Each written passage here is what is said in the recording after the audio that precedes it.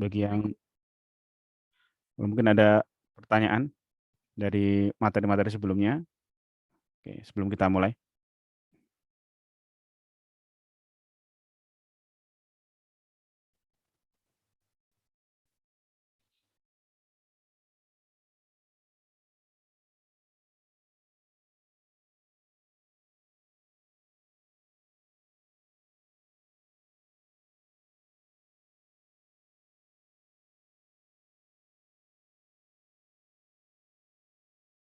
Belum?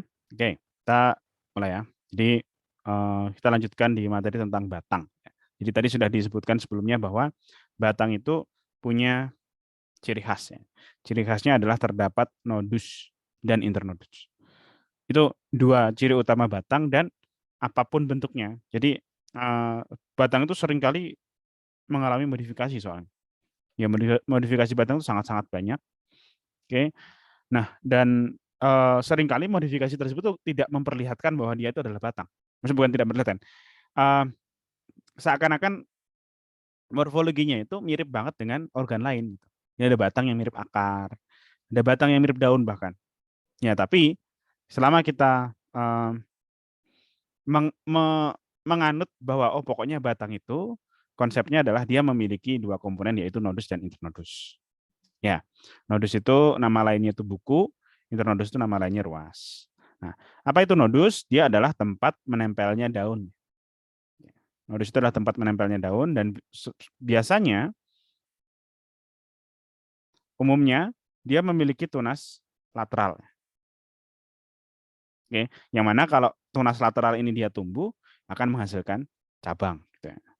Nih ya, jadi batang itu ya mungkin sepele banget ya. Batang kan kita semua udah tahu. Tapi banyak soal-soal di OSN itu yang memperlihatkan dia itu modifikasi batang dan nggak kelihatan secara sekilas itu adalah batang. Tapi kalau kita perhatikan lebih seksama itu baru kelihatan ya bahwa yang struktur dituju adalah batang. Jadi kita harus tahu ciri-ciri utamanya. Ya, jadi batang itu ciri utama tadi punya nodus dan internodus ya. Nodus itu adalah tempat tumbuhnya daun.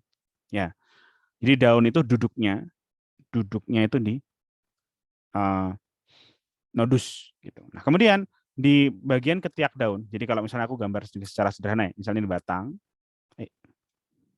terus di sini ada tangkai daun, terus ada daun gitu. Ini. Ya. Nah, maka nanti di bagian ini ketiaknya, di bagian sudut dari antara daun dengan batang biasanya terdapat tunas lateral. Ya, terdapat tunas lateral yang mana apabila tunas ini nanti dia tumbuh itu akan menghasilkan cabang. Gitu. Nah, nodus itu belum tentu bukan belum tentu. Nodus itu tidak harus tidak harus terlihat ya, tidak harus terlihat dengan jelas. Gitu. Banyak yang tumbuhan itu sudah membesar, sudah mengalami pertumbuhan sekunder, nodusnya itu jadi nggak kelihatan dengan jelas. Nah biasanya selain daun, daun itu bisa termodifikasi ya, daun juga itu. Bahkan sebenarnya bunga itu juga merupakan modifikasi dari daun atau tunas lateral. Ya, jadi bunga itu bisa berasal dari tunas lateral atau daun. Maka dari itu bunga sebenarnya juga asalnya itu dari nodus. Ya, tumbuhnya bunga itu dari nodus. Nah, bunga nanti kan berkembang jadi buah. Berarti juga buah juga sama berarti ya. Buah juga akan dia bertumbuhnya dari nodus. Itu. Misal kalian pernah lihat pohon coklat mungkin ya. Ini contoh yang kasusnya ya. Mungkin kalian pernah lihat pohon coklat, kemudian pohon coklat itu berbuah. Satu itu. Yang kedua nangka. Kita coba lihat ya. Berbuahnya coklat sama berbuahnya nangka itu kayak gimana sih? Mereka itu berbuahnya itu di tempat yang tidak lazim, dia tumbuh dari batang. Buah coklat di pohon.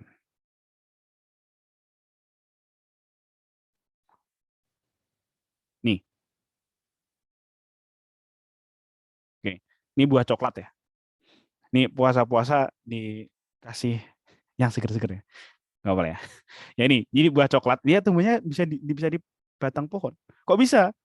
Karena ya sebenarnya dia tumbuhnya itu di nodus. Walaupun dia tidak terlihat, ya pohonnya sudah mengalami pertumbuhan sekunder, nah tetap dia bisa hidup di sana, bisa tumbuh di sana gitu.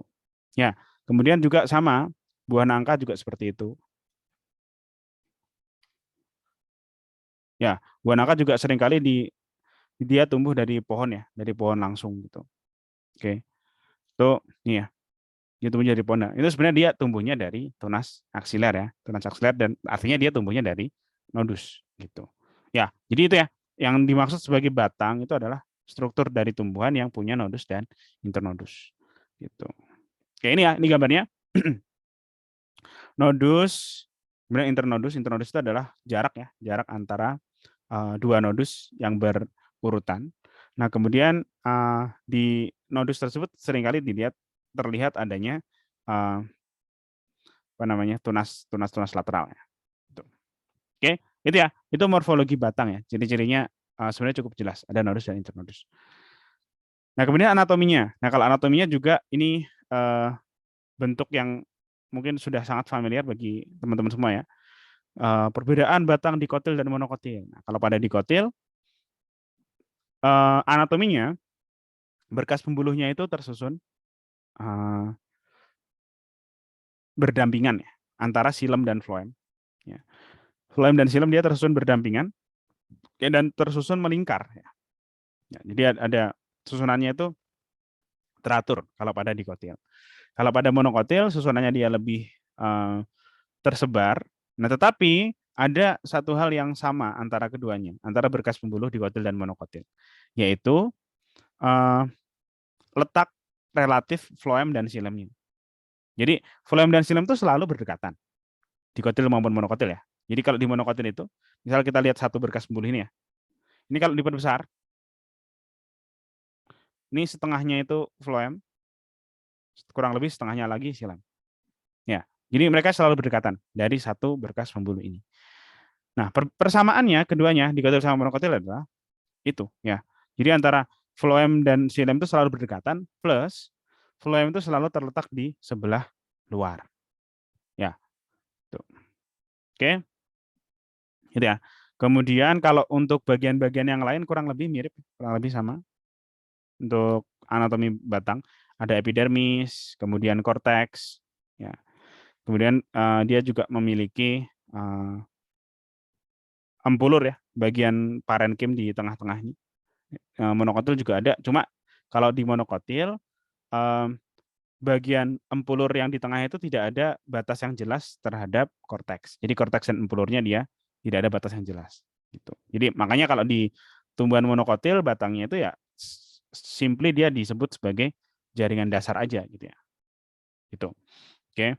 Nah, kemudian yang perlu aku ingatkan adalah ini adalah gambar dari anatomi batang yang belum mengalami pertumbuhan sekunder.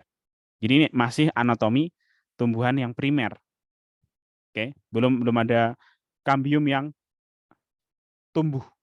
Kambium akan mungkin terlihat ya pada gambar yang di kotil yang kiri. Mungkin terlihat kambium. Kambium itu di antara silem dan floem ya. Oke. Nah, mungkin saja terlihat, tetapi kalau pada tumbuhan yang belum mengalami pertumbuhan sekunder, kambium ada, sedangkan hasil perkembangan kambiumnya belum terlihat.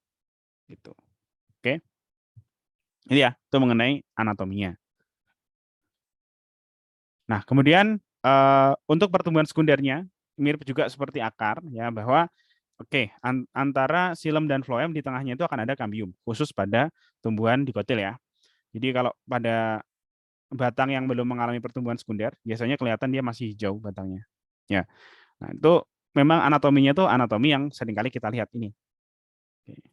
Si dikotil batangnya itu belum mengalami pertumbuhan sekunder. Nah, ketika kambium itu sudah bekerja, dia akan menghasilkan silem dan floem sekunder ya. Yang aku kasih kotak. Silem dan floem sekunder. Ke arah luar membentuk silem sekunder, ke arah dalam membentuk ke arah luar membentuk floem sekunder, ke arah dalam membentuk silem sekunder. Gitu. Oke.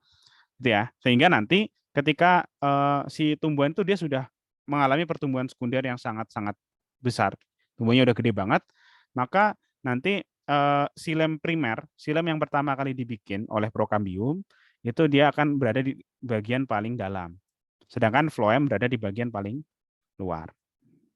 Oke, itu ya. Floem primer berada di bagian paling luar. Nah, kemudian ketika tumbuhan mengalami pertumbuhan sekunder juga akan juga dihasilkan gabus ya, bark. Ya. Sorry, bark itu artinya kulit kayu, sorry. Gabus itu cork, sorry. Salah ini, salah menunjuk. Cork itu gabus. Nah, gabus itu dia adalah hasil perkembangan dari cambium gabus ya. Cambium gabus membentuk lapisan ke arah luar. Nah, gabungan antara lapisan tersebut dengan cambium gabus itu sendiri disebut sebagai veloderm. Ya. Nah, kemudian ada istilah ini ya, kulit kayu.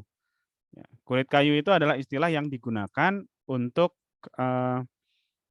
kita menunjuk bagian paling luar dari batang. Batang yang sudah mengalami pertumbuhan sekunder ya. Bagian terluar dari batang sampai ke floem. Itu seringkali disebut sebagai kulit kayu. Oke, kalau kayu itu hanya silem saja berarti ya, hanya silem ke dalam, ke arah dalam, gitu. Oke, oke sampai sini ada yang ingin ditanyakan? Silakan.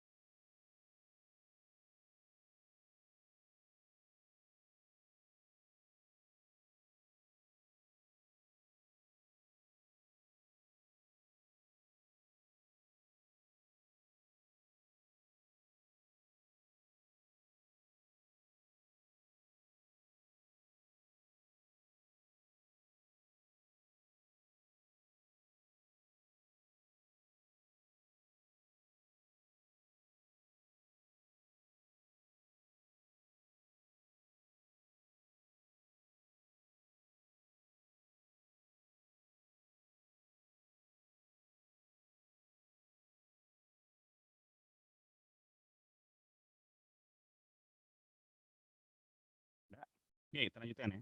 Nah, selanjutnya hasil dari pertumbuhan sekunder. Pertumbuhan sekunder itu akan menghasilkan terutama kayu ya. Kayu itu dia memiliki porsi yang lebih besar. Ya, sekian, itu kayu. Sedangkan kalau kulit kayu itu, ya, yang coklatnya agak tua sampai yang paling luar. Oke, nah kayu itu tersusun dari silem ya, dari jaringan silem. Nah, sepanjang tahun biasanya curah hujan yang diterima oleh tumbuhan itu bisa saja berbeda-beda, terutama kalau tumbuhannya berada pada negara 4 musim ya. Tumbuhan berada pada iklim subtropis. Kan di sana ada pergantian musimnya cukup signifikan ya. Musim semi, panas, gugur, dingin. Nah, di sana karena terdapat perbedaan musim yang ekstrim, ketersediaan airnya juga sangat bervariasi dengan ekstrim. Ya, makanya kalau pada musim-musim yang dia itu cenderung kering, misal musim dingin dan musim gugur, biasanya silem yang dibentuk itu memiliki diameter yang lebih kecil-kecil karena air itu dikit di sana. Air dikit, silem yang dihasilkan itu kecil-kecil. Ya, nah itu akan menghasilkan uh, morfologi, menghasilkan struktur yang terlihat gelap di sini, yang nomor satu. Ya, ini yang uh, bagian dari kayu yang gelap itu biasanya dibentuk ketika musim kering. Musim kering itu waktu musim dingin. Nah, sedangkan kalau bagian yang terang itu biasanya terlihat silemnya itu diameternya lebih gede-gede. Ya, diameter selnya lebih gede-gede, itu karena di sana terdapat banyak air yang bisa diserap. Ya, biasanya terjadinya di musim panas, musim semi, musim panas. Gitu. Ya, kalau dilihat anatominya, nah itu kurang lebih seperti ini ya. Jadi anatominya akan terlihat cukup jelas bahwa oh kalau kayu di musim semi, musim panas itu diameter trakeanya, diameter silam secara umum dia menjadi lebih gede-gede. Oke, kalau yang kayu musim dingin itu dia memiliki diameter yang lebih kecil-kecil. Gitu. Oke, ini ya, ini perbandingan antara kayu musim panas dengan kayu musim dingin.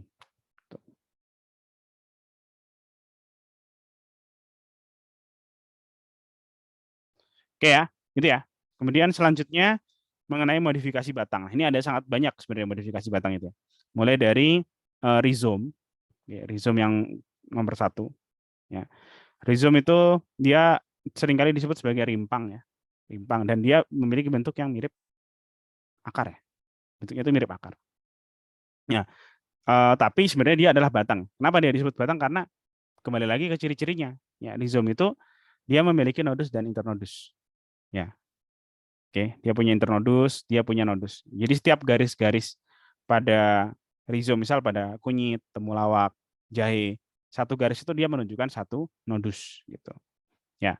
Kemudian juga selain itu terdapat daun-daun sisik yang menempel pada nodusnya. Ya, itu semakin memperkuat bahwa rhizome itu adalah modifikasi batang. Ya. Kemudian selanjutnya ada stolon. Nah, kalau stolon ini batang yang menjulur di atas tanah ya. Ya, secara horizontal dia tumbuh di atas tanah. Nah, kemudian dia juga bisa dijadikan sebagai alat perkembangbiakan vegetatif. Nah, makanya kalau kita perhatikan di sini, akar yang dihasilkan dari stolon itu dia akar serabut. Padahal kalau itu dia adalah gambar stroberi di sini. Ini tuh tanaman stroberi. Stroberi itu dikotil. Tapi kok kenapa dia punya akar serabut? Ya itu salah satu contohnya karena uh, perkembangbiakan yang kita lihat di sini menggunakan stolon. Stolon adalah perkembangbiakan vegetatif, dan perkembangbiakan vegetatif akan menghasilkan akar serabut. Yang menghasilkan akar tunggang itu cuma perkembangan dari biji. Ya, itu. Oke. Kemudian yang ketiga ada kentang ya. Kentang atau bahasa kerennya itu seringkali disebut sebagai tuber. Ya, umbi kentang itu adalah modifikasi batang juga ya. Bisa dilihat dari keberadaan mata tunas. Ya. Padahal kalau mata tunas itu kan dia adalah tunas lateral ya. Dia bagian dari tunas lateral. Nah, itu menunjukkan bahwa ini si kentang itu kok ada tunas lateral di umbi kentangnya. Berarti menunjukkan bahwa umbi ini merupakan modifikasi batang. Gitu.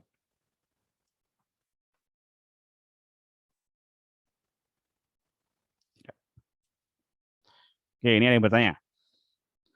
Apakah nanti setelah berkembang akar dari stolon itu akan jadi tunggang? Enggak jadi. Enggak bisa. Akar tunggang itu cuma bisa didapatkan dari biji. Ya, dari perkembangan biji. Kalau akar itu berasal dari selain biji, berasal dari perkembangbiakan vegetatif ya. Vegetatif kan perkembangbiakan yang tanpa kawin kan. Dari tunas, dari cangkok, stek, apapun itu. Ya. Kalau perkembangbiakannya dari vegetatif, itu tidak akan pernah menghasilkan akar tunggang. Ya, gitu ya. Kemudian selanjutnya bawang. Bawang itu dia si batangnya itu yang ini. Dia batangnya itu memiliki ruas-ruas yang sangat pendek. Kemudian helaian bawang yang kita makan, misalnya contohnya ini bawang bombay ya, kan dia berhelai-helai gitu ya, berlapis-lapis. Dia kan disebut sebagai umbi lapis. Nah, lapisan-lapisan itu sebenarnya merupakan daun. Ya. Jadi ini bagian yang berair yang kita makan itu adalah daun. Oke, sedangkan yang dibuang biasanya bagian bonggolnya itu batangnya. Oke, kita sebenarnya bisa lihat bahwa kalau kita tahu bagian yang berair yang kita makan itu adalah daun dari bawang, oke, maka daun itu asalnya dari mana? Asalnya kan dia dari bonggolnya memang. Berarti bonggol ini menunjukkan bahwa dia adalah batang. Selain itu kalau misalnya kita lihat di sini terdapat tunas juga di sini. Terdapat tunas juga, itu juga menunjukkan bahwa tunas itu pasti asalnya dari batang ya. Oke, makanya dia kita semakin yakin bahwa bonggolnya bawang itu adalah batangnya gitu. Dia adalah batang yang memiliki ruas-ruas yang sangat pendek gitu. Nah, ini ada istilahnya ya, kalau untuk bawang itu biasanya disebutnya tuber. Tuber. Bulb, sorry. Oke. Nah, kemudian selanjutnya ada kormus ya. Kormus ini aku belum pernah nemu secara langsung. Ya, tapi intinya dia adalah modifikasi batang juga. Nah, tapi dia modifikasi batang yang menggembung tempat penyimpanan cadangan makanan. Tapi dia memiliki tingkat diferensiasi yang rendah. Jadi kormus itu dia tempat menyimpan cadangan makanan dan belum berdiferensiasi secara sempurna gitu ya. Jadi kebanyakan terdiri atas parenkim saja gitu. Ya, ini aku belum pernah nemu soalnya. Jadi aku belum tahu contohnya apa. Kemudian yang ke-6 selanjutnya ada Caladium. Caladium. Itu yang di kaktus ya. Batang kaktus ini yang warnanya hijau. Ya. Dia sebenarnya adalah batang kaktus ya. Boleh disebut batang, boleh disebut cabang batang. Ya. Nah, dia batang yang memipih, yang memiliki struktur yang seperti daun. Itu disebut sebagai Caladium. Ya, itu mirip dengan ini. Namanya Phyllodyum. Phyllodyum. Kalau dilihat sekilas dia seperti daun memang si Phyllodyum itu. Dan kita baru bisa memastikan dia adalah batang itu setelah dilihat anatominya. Ya. Oke, kalau lihat morfologinya memang mirip daun banget gitu. Ya. Oke, sebenarnya si Phyllodyum ini dia adalah hasil modifikasi dari tangkai daun. Ya, dia ada di akasia. Ya, akasia itu mestinya daunnya daun majemuk, tapi ini kok kelihatan daunnya lebar-lebar cuma satu. Nah, itu karena itu sebenarnya bukan merupakan daunnya, bukan daun sejatinya. Dia berasal dari tangkai daun yang memiliki struktur melebar untuk menggantikan peran daun. Nah, tujuannya biasanya kalau ada batang yang menyerupai daun, sebenarnya tujuan utamanya biasanya untuk adaptasi terhadap lingkungan yang kering. Oke, itu ya. Kemudian selanjutnya ada tendril, atau sulur.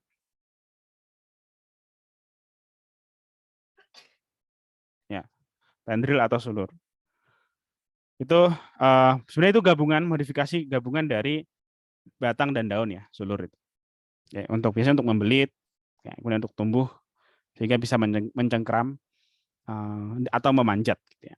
Nah, kemudian yang terakhir itu ada duri ya. Ini seringkali disebut sebagai thorn, bahasa ini ya. Bahasa kerennya thorn. Ya, dia adalah duri. Oke. Duri yang berasal dari batang. Oke, itu ya untuk batang. Ada yang mau tanya dulu mungkin? Silakan.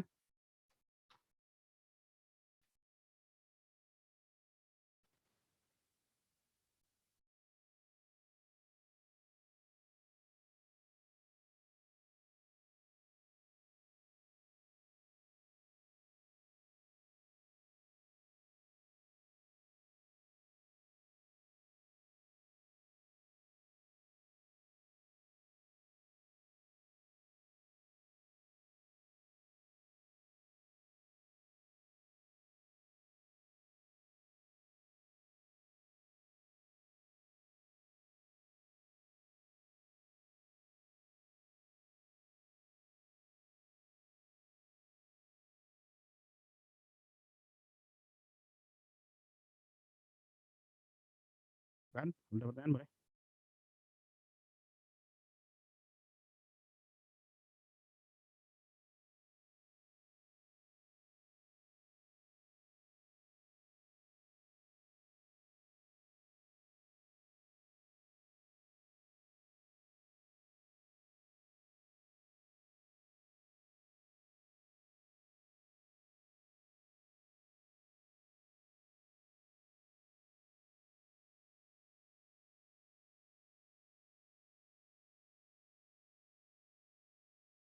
Oke, ada dua.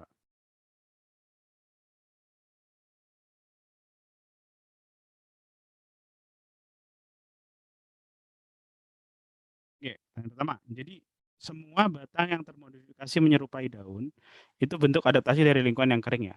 Iya, ya, seperti itu. Karena kalau batang itu menyerupai daun, biasanya daunnya itu hilang. Daunnya itu digugurkan atau ya daunnya tereduksi lah, ya. Daunnya mengecil. Nah, jadi memang kalau daun mengecil itu maka nanti tingkat penguapannya akan menurun. Nah, kenapa kok batang yang menyerupai daun itu termasuk lingkungan yang kering, adaptasi di lingkungan yang kering? Karena batang itu memiliki proteksi lebih sehingga lebih sedikit air yang menguap. Ya, misal contoh, batang itu punya ada yang punya kutikula lebih tebal, zat gabusnya lebih tebal, dan keduanya itu memiliki sifat kedap air. Kedap air berarti air yang terkandung di dalamnya itu akan sulit untuk keluar, sulit untuk mengalami penguapan.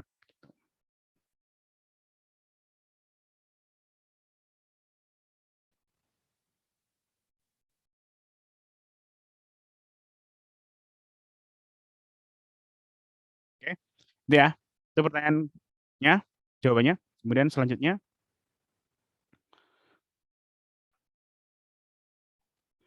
Kak izin bertanya, misalnya suatu tumbuhan sudah melakukan modifikasi pada batangnya, bisa nggak ya kembali kayak sebelumnya setelah melakukan modifikasi tersebut? Biasanya tergantung tergantung tumbuhannya ya. Misal contoh tadi akasia.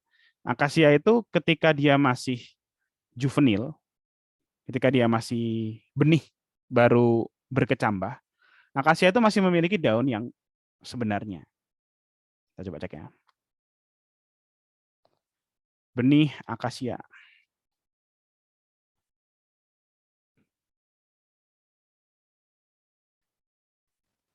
Ini aja sekecil ini dia sudah daunnya sudah ini ya, sudah apa namanya?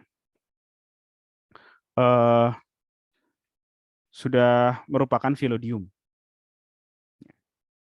Mungkin lebih ke ini aja, bukan benih apa? Kecambah. Nah ini, akasia itu kalau masih berkecambah, dia itu daunnya itu masih daun benernya. Akasia itu masih daunnya kayak gini. Oke, itu mestinya ya. Nah, tapi beberapa spesies akasia dia termodifikasi di tempat yang kering, makanya dia daunnya menjadi melebar-lebar gitu ya. Ini akasia. Sip ya, itu. Kemudian itu contohnya ya. Kalau misalnya yang lain, modifikasi yang lain gimana? Kalau kaktus kan memang dari awal dia kayak kaktus ya, seperti udah kayak daun. Jadi memang itu tergantung dari setiap spesies ya. Ada yang dia ketika masih juvenil, ketika masih baru berkecambah, dia itu memiliki bentuk aslinya. Gitu. Ya. Kemudian ketika dia sudah tumbuh jadi dewasa, maka modifikasi-modifikasi itu baru terlihat. Gitu. Ya. Jadi ada yang uh, pas juvenil itu bentuk aslinya, ada juga yang memang sejak juvenil dia memang sudah termodifikasi seperti itu. Oke. Kemudian kalau dibalik ini ada yang bertanya, kalau organ tumbuhan yang awalnya daun terus alih fungsi menjadi batang, ada nggak ya? Daun terus alih fungsi jadi batang? Enggak sih, setahu aku nggak ada. Atau mungkin aku belum nemu aja ya. Berarti kalau setahu aku nggak ada. Oke, mungkin ada di sana tapi aku belum pernah menemukan. Ya, kemudian paling adanya tunas, tunas adventif, tunas adventif yang, oh, bentar.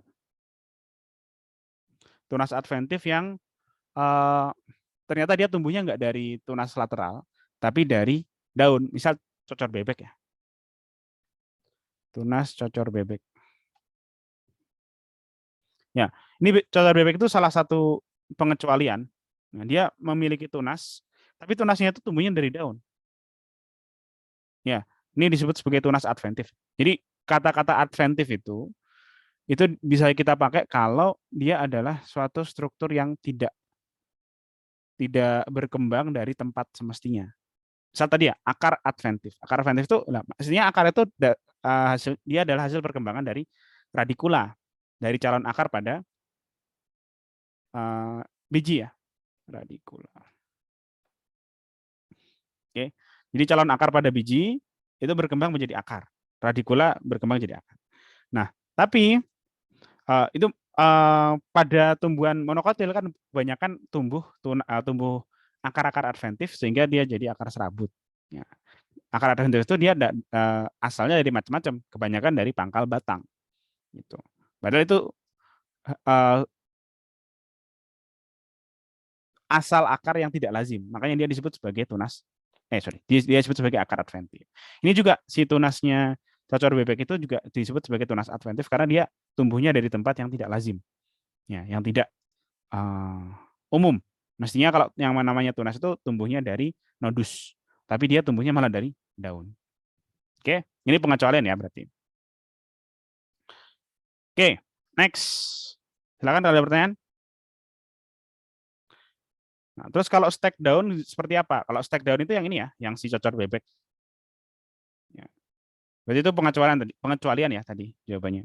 Itu pengecualian dia punya tunas di daun.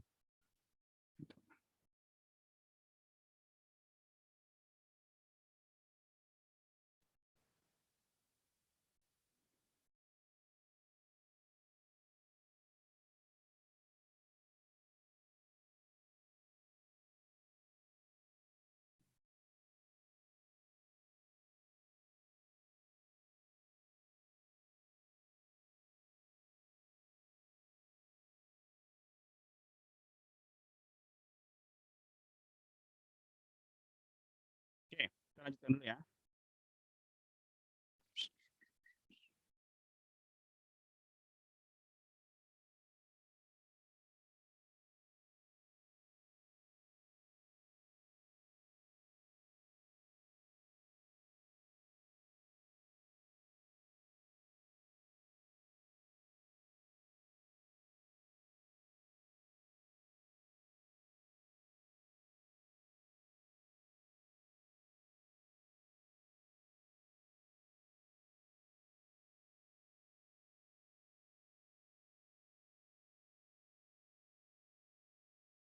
Oke, selanjutnya tentang daun. Ya, ini morfologi dari daun. Ya, kalau daun itu bentuknya macam-macam ya. Ada yang daun menyirip, menjari, sejajar, kemudian melengkung ya. Nah, dia bagian-bagiannya ada yang paling utama ada tangkai daun atau petiolus. Ya. Kemudian ada pelepah. Pelepah itu adalah pangkal daun ya. Pangkal daun yang ketika dia nempel di batang, si pangkal daunnya itu dia melebar. Contohnya misal pisang. Pisang. Jadi kalau pisang itu batangnya ada di bawah tanah ya. Jadi dalam tanda kutip pohon pisang yang kita sering jumpai, yang tegak, tinggi gitu, itu sebenarnya adalah pelepah pisang. Ya, bagian dari daun berarti sebenarnya dia itu. Oke. Nah kemudian contoh lain misal pelepah kelapa. Kelapa itu daunnya itu melebar-lebar ya, melebar-melebar. Nah itu ada pelepahnya di tangkai daunnya. Kita coba cek ya. Pelepah.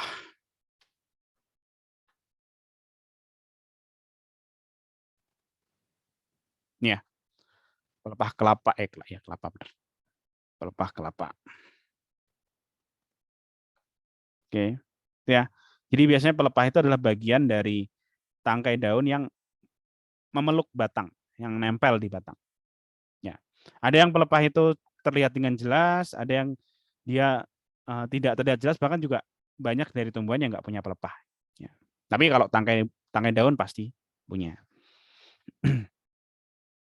Oke, kemudian pelepah ada helaian daun atau disebutnya lamina dan tulang-tulang daun. Tulang daun utama disebut sebagai midrib. Ya.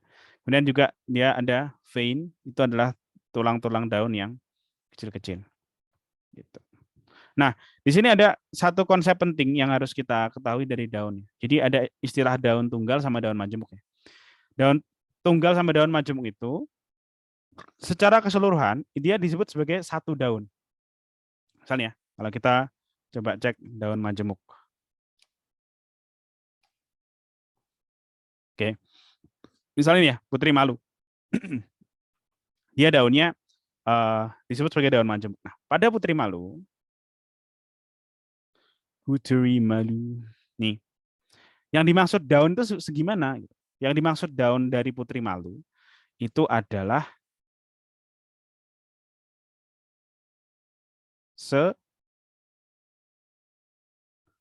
segimana? Segini ya.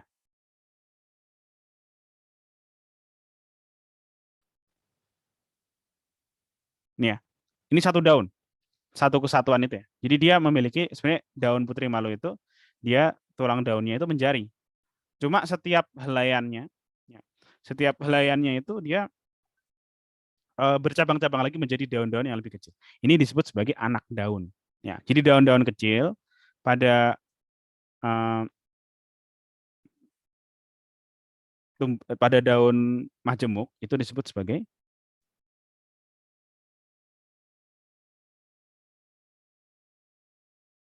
anak daun. Anak daun. Oke, itu ya. Nah, bedanya apa sih daun sama anak daun? Kita tahunya dari mana? Intinya adalah yang namanya daun itu tangkai daunnya adalah yang menempel langsung ke nodus. Ya. Jadi kalau ada nodus, kemudian di nodus itu muncul tangkai daun, ya misalnya aku punya nodus, muncul daun di sini.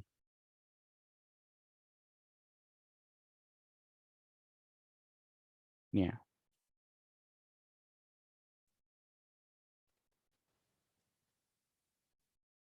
Oke.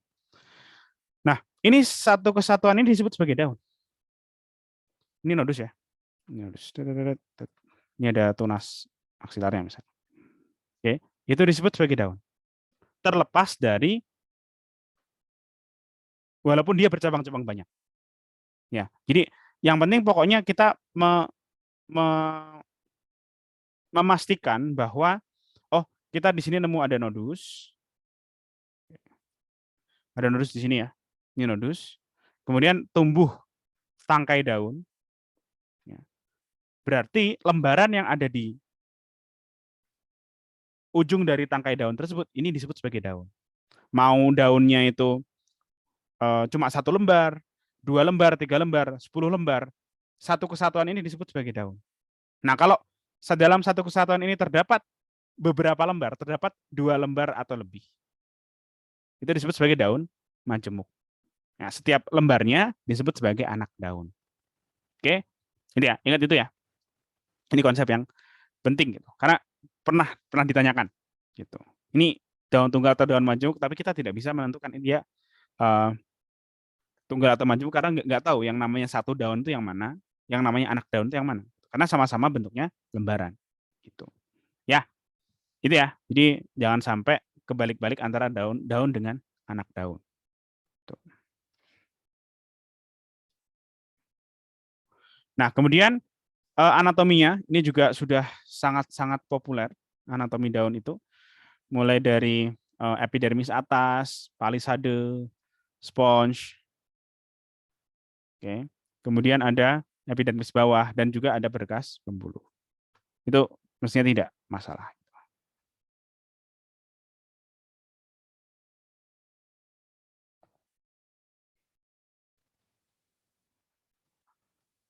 Oke, saya yang tanya ini ya. Jadi Kak, bisa dibilang satu tulang daun itu sama dengan satu daun.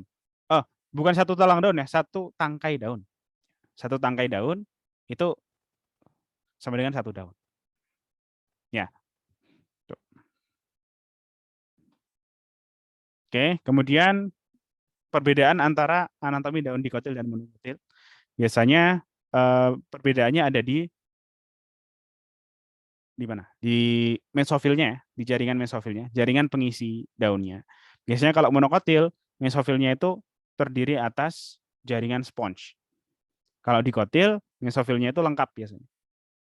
Oke, dia punya palisade dan juga punya spons juga ya. Palisade punya, spons punya.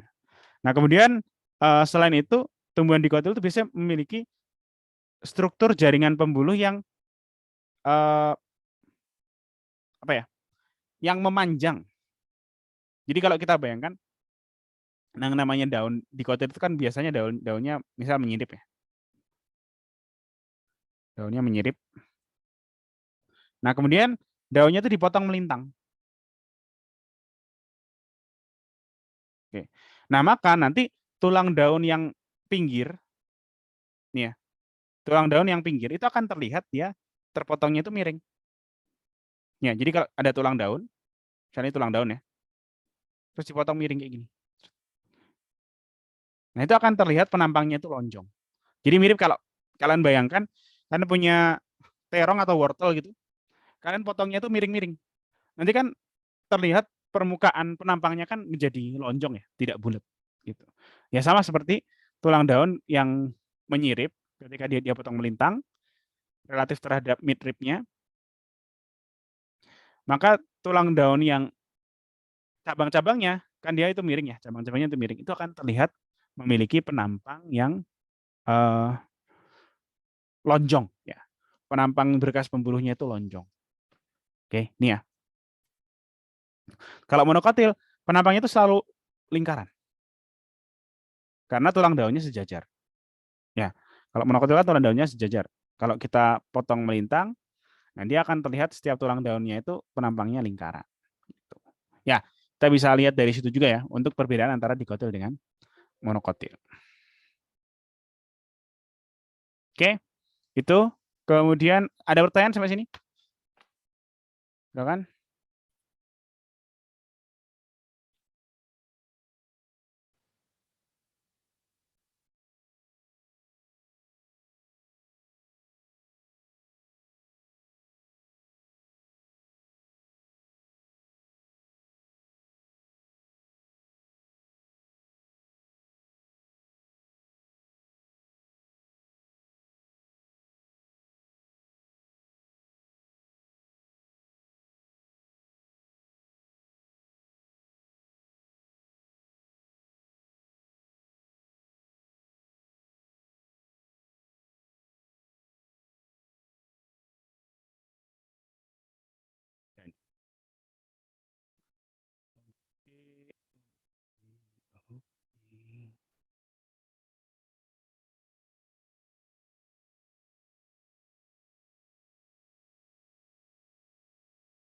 Oh, Kak, PPT yang dibagikan itu slide daunnya kosong. Nanti aku update ya.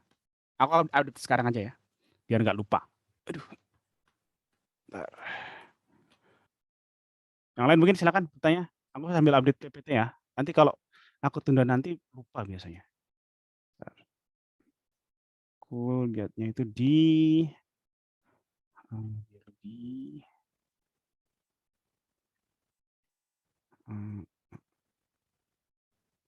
recording link slide.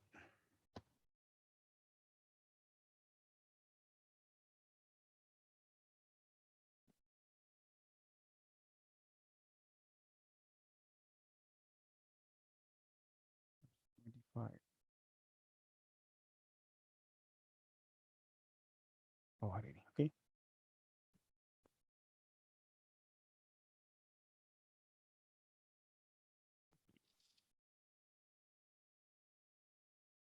Oke, ini sedang uploading ya.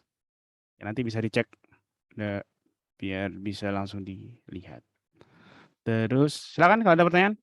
Kita akan habis ini masuk ke transport ya.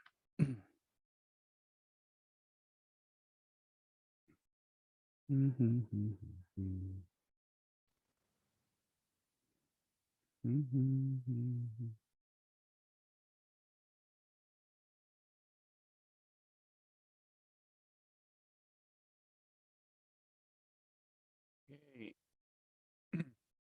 Oke, pertanyaan. Kak, kenapa monokotil hanya punya jaringan sponge? Kenapa monokotil hanya punya sponge? Oh, ini. Jadi monokotil itu biasanya tipe tipe metabolismenya, tipe fotosintesisnya itu tipe C4. Nah, tipe C4 itu mengharuskan setiap seludang berkas pembuluh itu menempel pada mesofil. Nih, yang aku perbesar ya. Jadi tipe daun C4 itu setiap seludang berkas pembuluh, ini misalnya, dia harus nempel ke mesofil. Jadi kita akan jarang sekali menemukan mesofilnya daun monokotil itu berada jauh dari tulang daun. Ya, ini tulang daun, ini si seludang berkas pembuluh, mesofilnya di sini. Ini bolong ini ya, yang di sini bolong. Oke, nggak ada mesofilnya.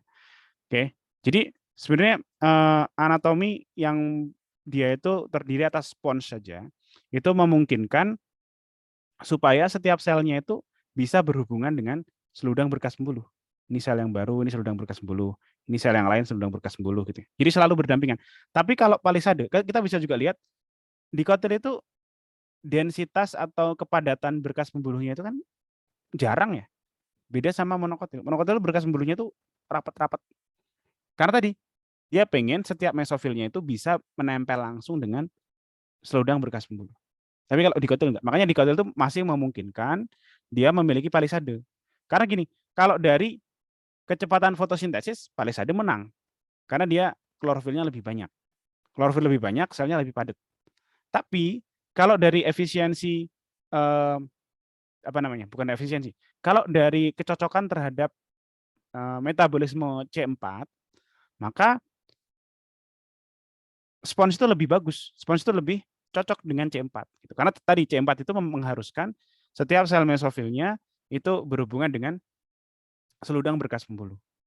Gitu. Makanya monokotil itu dia punyanya spons doang karena memang 99,9 monokotil. Ya, anggaplah sebagian besar di monokotil ya. 90% monokotil lah. Itu tipe metabolismenya C4. Gitu. Ya. Ada pengecualian sih, misal contohnya padi. Padi itu menyebalkan. Jadi padi itu kan komoditas makanan terbesar kita ya, sebagai makanan pokok di Indonesia. Oke. Tapi dia itu metabolismenya C3. Metabolisme C3 itu dia ada kerugiannya. Dia efisiensi ketika dia ditempatkan di lingkungan yang panas, kemampuan fotosintesisnya kurang. Oke. Jadi pas banget lah. Padi yang kita manfaatkan sebagai bahan pokok ya, bahan pokok utama di Indonesia itu memiliki produktivitas yang lebih rendah pada tempat yang panas. Padahal di Indonesia itu tempat di daerah tropis. Gitu. Ya, jadi itu ya tadi alasannya kenapa kok monokotil punyanya spons. Karena dia lebih cocok. Monokotil itu C4. Tipe metabolisme C4. Dan C4 itu cocoknya setiap mesofilnya itu harus berhubungan dengan seludang berkas pembuluh. Selanjutnya,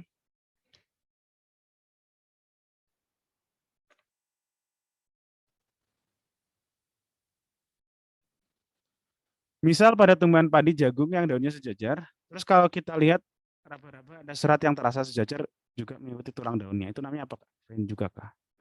Oh, ya itu tulang daunnya berarti kan ya? Serat-serat yang sejajar ya?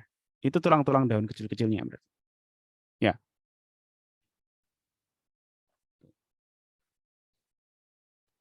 oke. Ya. Sip, ada pertanyaan lagi? Boleh?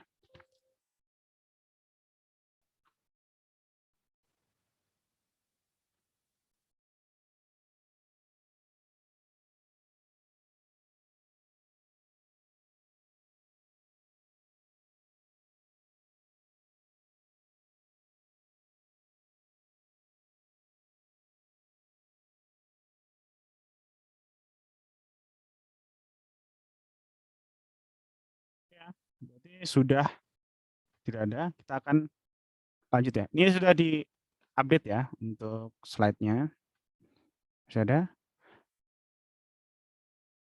Oh, Kak, tentang tanaman CAM, C3, dan C4 ada pembahasannya nanti, Kak. Ini mungkin aku sedikit jelaskan dulu ya. Mengenai metabolisme C4, C3, dan CAM. Oke, aku mungkin jelaskan sedikit mengenai fotosintesis. Nah, fotosintesis.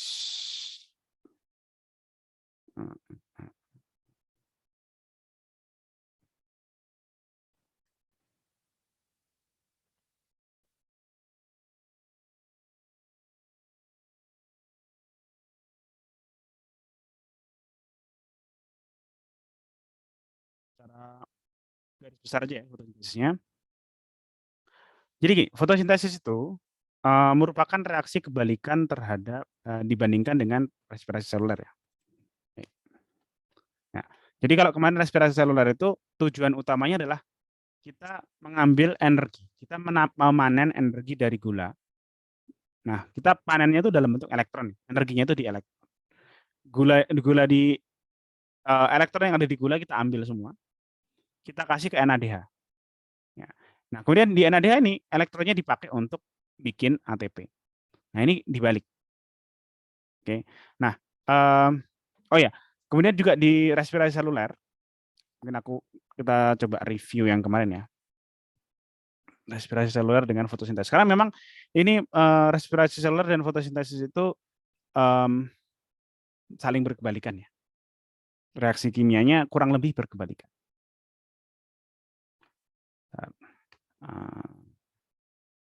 Ini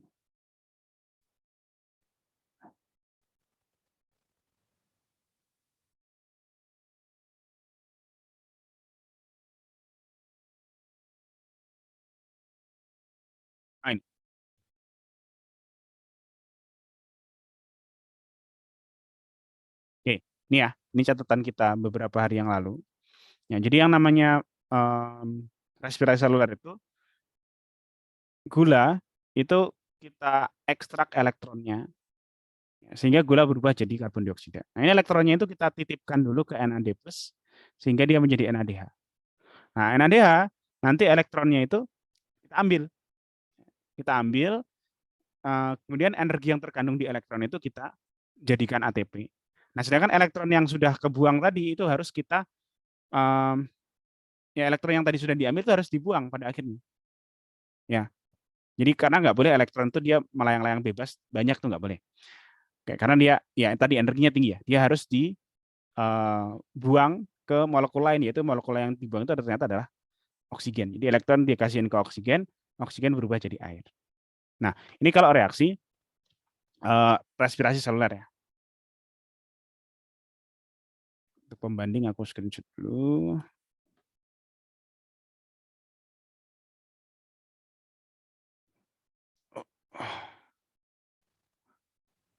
Nah, kalau fotosintesis seperti apa?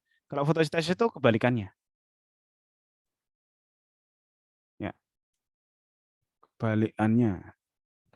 Jadi kalau di fotosintesis itu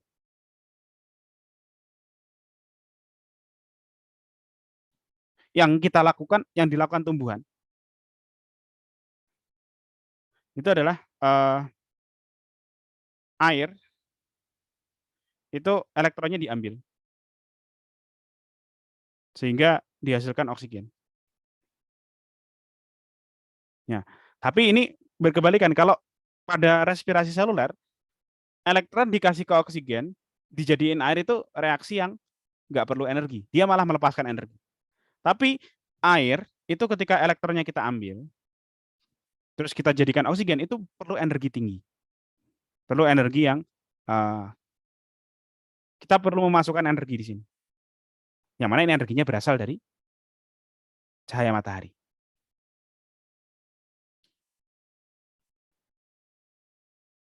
Oke, jadi air kita ambil elektronnya dengan bantuan cahaya matahari. Nah, kemudian nanti elektron ini kita titipkan juga. Ini kita juga nitipin kita titipin ya. Molekulnya namanya NADP ya. NADP plus kita kasih elektron dia jadi NADPH. Nah, dalam prosesnya, dalam perjalanan elektron ini menuju ke NADP plus menjadi NADPH, di sini akan terjadi pembentukan energi. Jadi pembentukan ATP. Ya. Oke, itu ya. Nah, kemudian elektron dari NADPH ini itu akan dipakai. Jadi polanya itu sama. NADPH, elektronnya dipakai menjadi NADP plus lagi.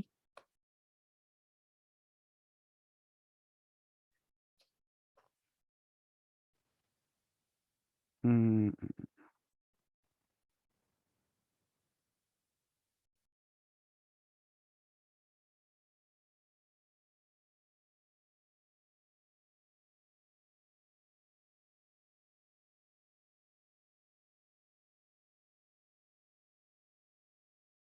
Nah, Elektron ini digunakan untuk mengubah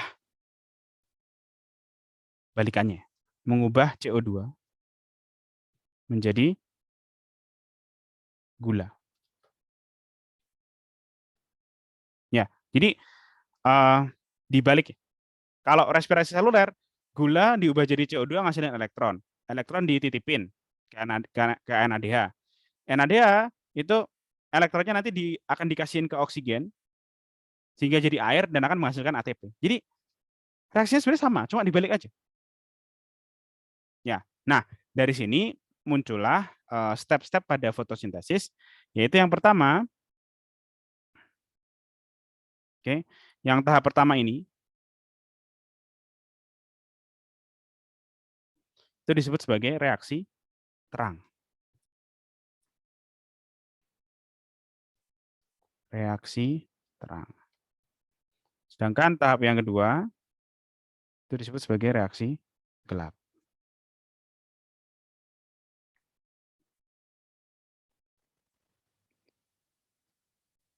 Oh iya, di sini ada satu yang aku lupa. Dalam proses pengubahan CO2 menjadi gula, selain perlu elektron, dia juga perlu ATP. Jadi ATP di sini itu juga dipakai di sini. Oke, ini NADPH ke sana. Ya, itu. Jadi ada reaksi terang, reaksi gelap. Jadi inti dari fotosintesis itu seperti itu. Oke, nah kita coba cek lagi di slide-nya. Ya, jadi di sini ada H2O itu diambil elektronnya sehingga menghasilkan NADPH. Persis ya tadi kayak NADPH. Terus di saat yang sama dia menghasilkan ATP. Oke. Terus hasil sampingannya adalah oksigen dan ini menggunakan cahaya matahari. Nanti ATP dan NADPH ini digunakan untuk mengubah CO2 menjadi gula. Oke, itu ya. Jadi kurang lebih sebenarnya fotosintesis itu seperti itu. Cuma nanti dia step-stepnya ya lumayan panjang juga gitu, sama kayak respirasi seluler kemarin, gitu. Oke. Nah.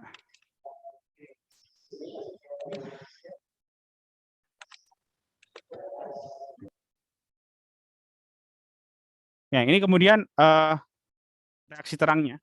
Ya, reaksi terang itu seperti apa sih gitu. Reaksi terang itu intinya kan tadi kita ngambil elektron dari H2O, ya.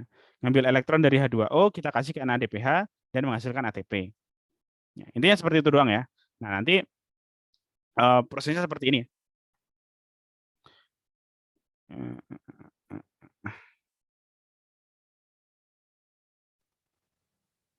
Siklus tadi itu disebut fotosintesis 1 atau 2? Maksudnya? Siklus tadi itu disebut sebagai fotosintesis 1 atau 2. Ini maksudnya apa? Fotosintesis 1 dan 2. Maksudnya fotosintesis 1 dan 2 itu apa?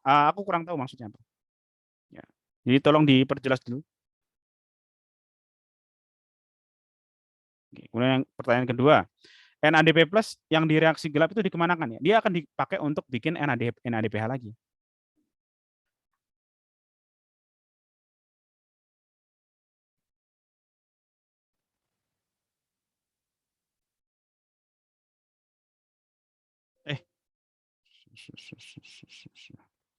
Nih ya, jadi NADP+ dari reaksi gelap dikemanain ya? Dia digunakan untuk mendaur ulang NADPH.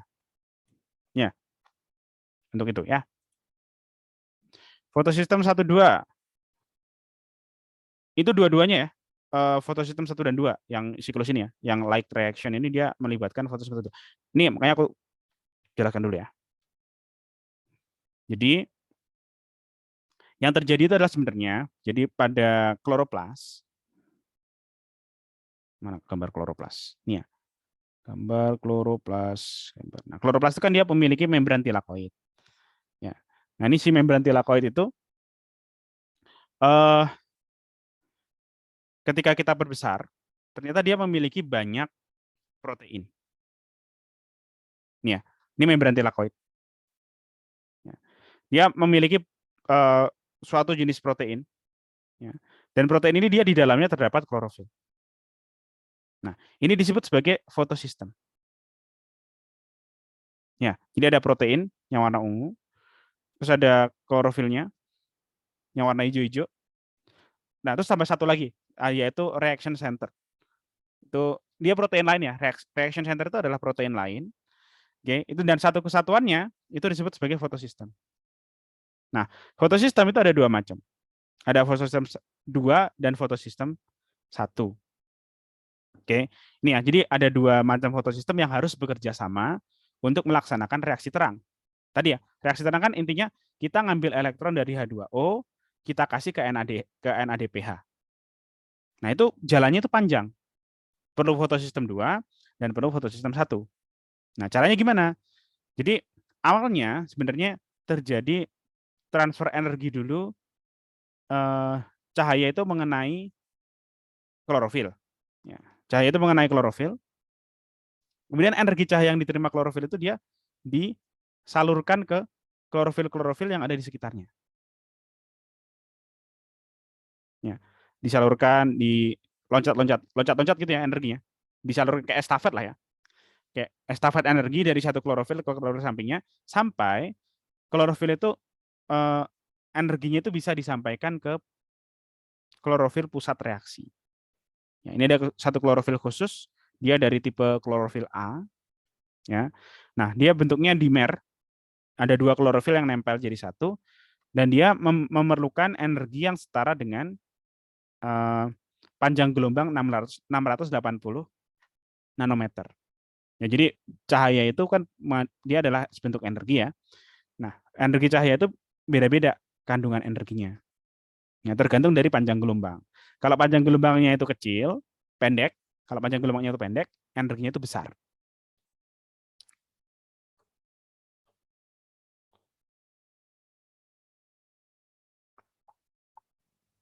Nih ya, kalau panjang gelombang itu pendek, okay, shorter wavelength, maka higher energy gitu. Nah, di sini kalau pada fotosistem 2, panjang gelombang yang cocok itu adalah panjang gelombang 680 nanometer. Makanya dia klorofilnya disebut klorofil P680. Oke, nah itu ya. Kita lanjutkan dulu ya. Nah, energinya tadi kan diterima oleh dia ya. Awalnya energinya diterima oleh klorofil, terus energinya diestafetkan ke klorofil selanjutnya sampai pada akhirnya energinya datang ke P680 di klorofil pusat reaksi. Nah, di klorofil ini nanti energinya itu ternyata digunakan untuk mengeksitasi elektron. Jadi elektronnya itu dibikin lepas. Dibikin lepas dari P680. Ya. Nah, nanti elektronnya akan diterima oleh akseptor elektron primer. Nah, berarti kan di sini P680 jadi kekurangan elektron. Nah, nanti elektronnya didapat dari mana? Didapat dari H2O, dari air. Ya, ini saking Bentar ya, ada yang tidak mute. Kok nggak bisa di-mute? Ya, jadi saking ini P680 itu dia kekurangan energi, elektronnya kan hilang nih, kekurangan elektron.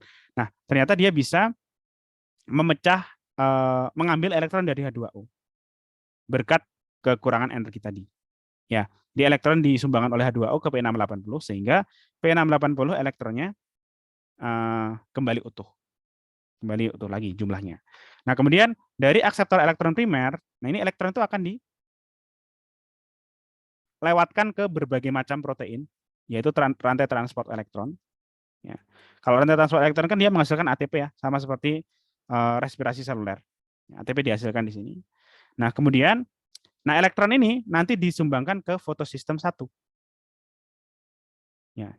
Nah, prosesnya sama ya, di fotosistem 1 itu, cahaya mengenai klorofil, kemudian energinya itu diestafetkan sampai pada klorofil pusat reaksi. Kalau di sini klorofilnya P700.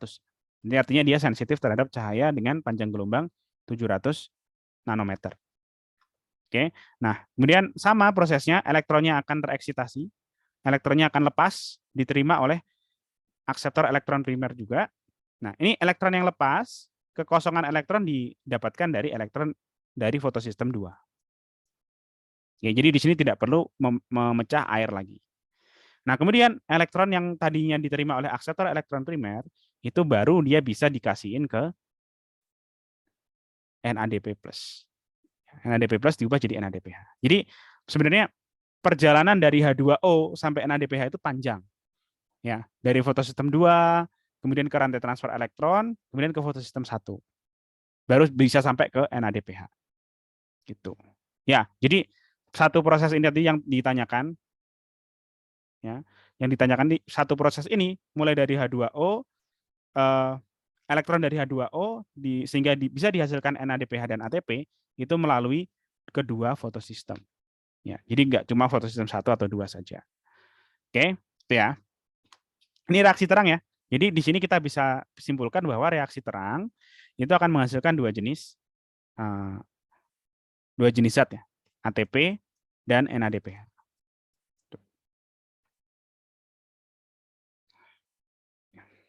Oke, ini ada pertanyaan ya. Kak, kenapa panjang gelombang fotosistem 1 lebih besar dibandingkan panjang gelombang fotosistem 2? Oke.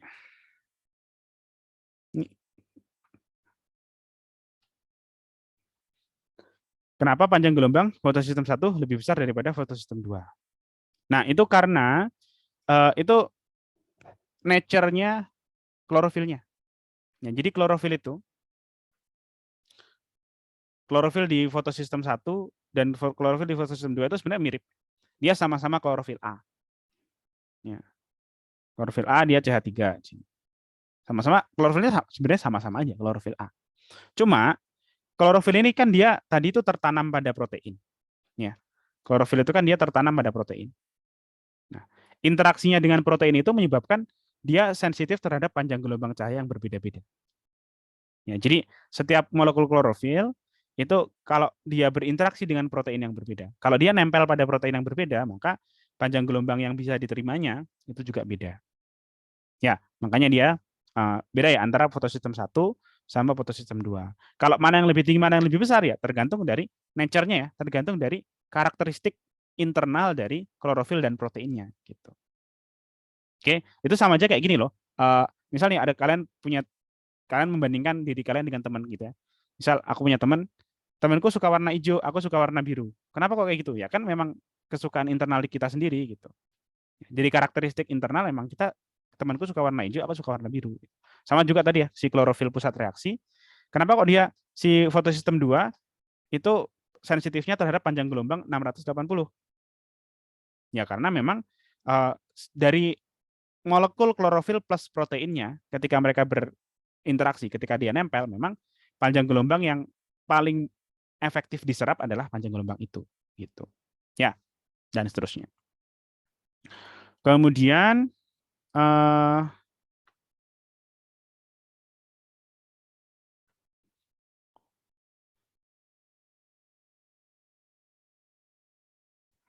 jadi yang lebih duluan itu fotosistem 1 atau 2. Kalau dari urutannya, urutan prosesnya fotosistem 2 dulu ya. Fotosistem 2 itu duluan. Kenapa kok dibalik kayak gitu? Jadi bikin bingung kan? Nah, itu karena urutan ditemukannya. Ya, urutan ditemukannya. Fotosistem 1 itu ditemukan terlebih dahulu. Ya, ditemukannya maksudnya orang itu tahu pertama kali. Nemu, oh ini ada fotosistem loh ternyata. Itu fotosistem 1 dulu. Ya. Tuh.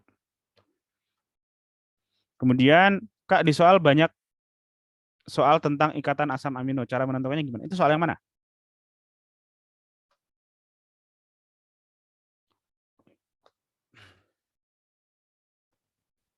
Soal tes kemarin. Banyak soal tentang ikatan asam amino.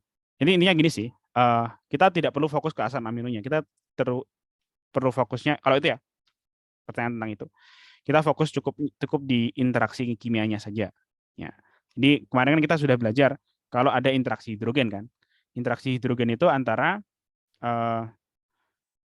atom hidrogen dengan salah satu di antara FON.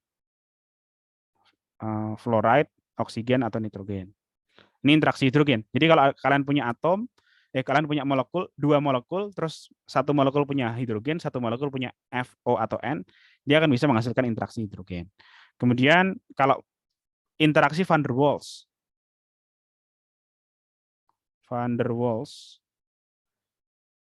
itu interaksi yang bisa terjadi pada semua molekul, apapun molekulnya. Ya.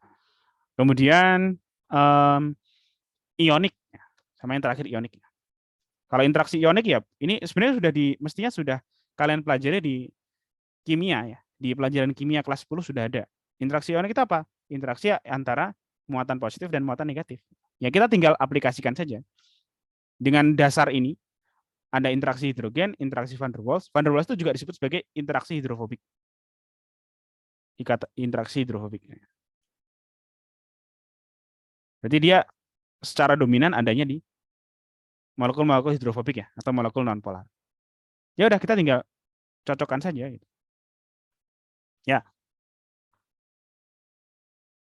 Oke, kita balik lagi ke fotosintesis ya.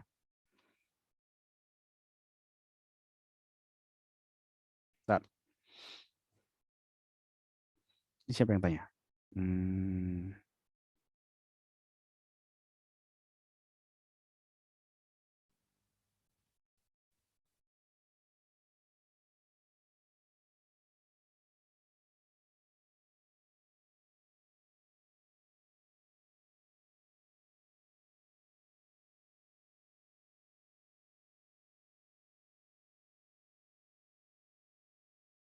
Sekarang banyak yang live ya ini ya. Oh ya, mengingatkan teman-teman di ini ya, diingatkan kembali di grup ya. Karena biasanya mestinya kan yang ikut 60 lebih ya. Tapi ketika kita meeting nggak pernah sampai 60, 62 maksimal. Teman-temannya diingatkan ya. Gue ingetin di grup ya.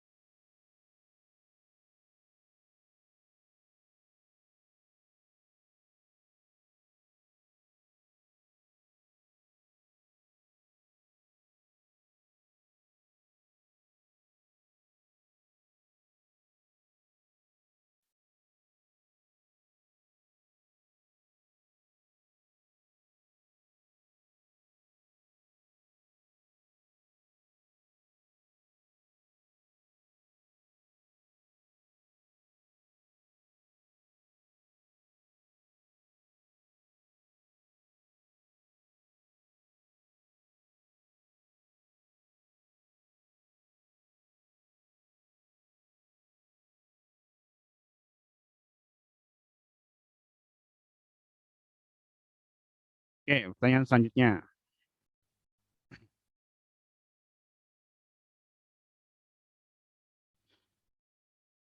Apa sumber elektron setelah fosforilasi siklik bila NADPH tidak terbentuk? Oke, habis ini ada fosforilasi siklik dan non-siklik ya.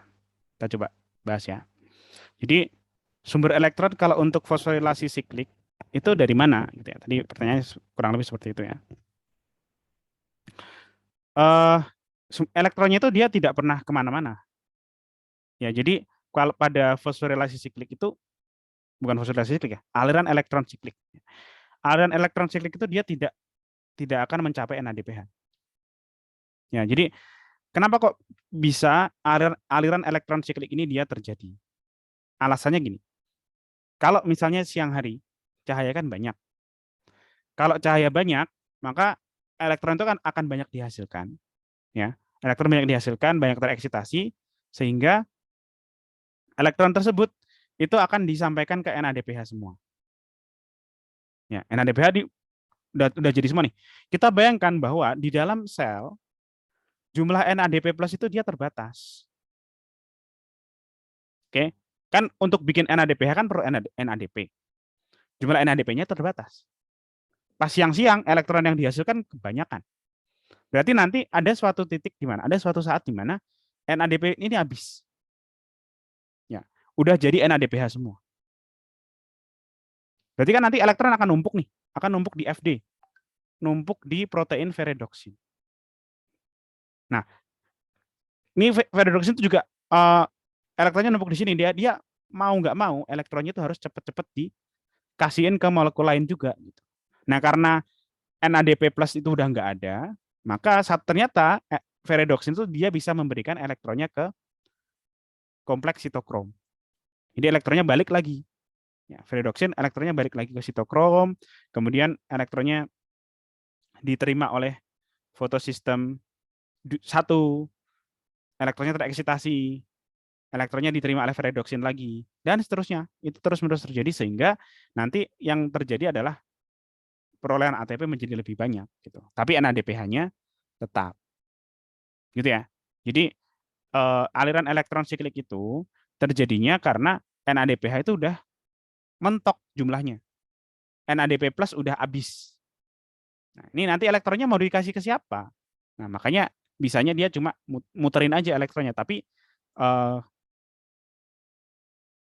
keuntungannya adalah walaupun elektron itu muter-muter, tapi dia tidak membentuk NADPH yang baru, elektron tersebut dia bisa digunakan untuk bikin ATP.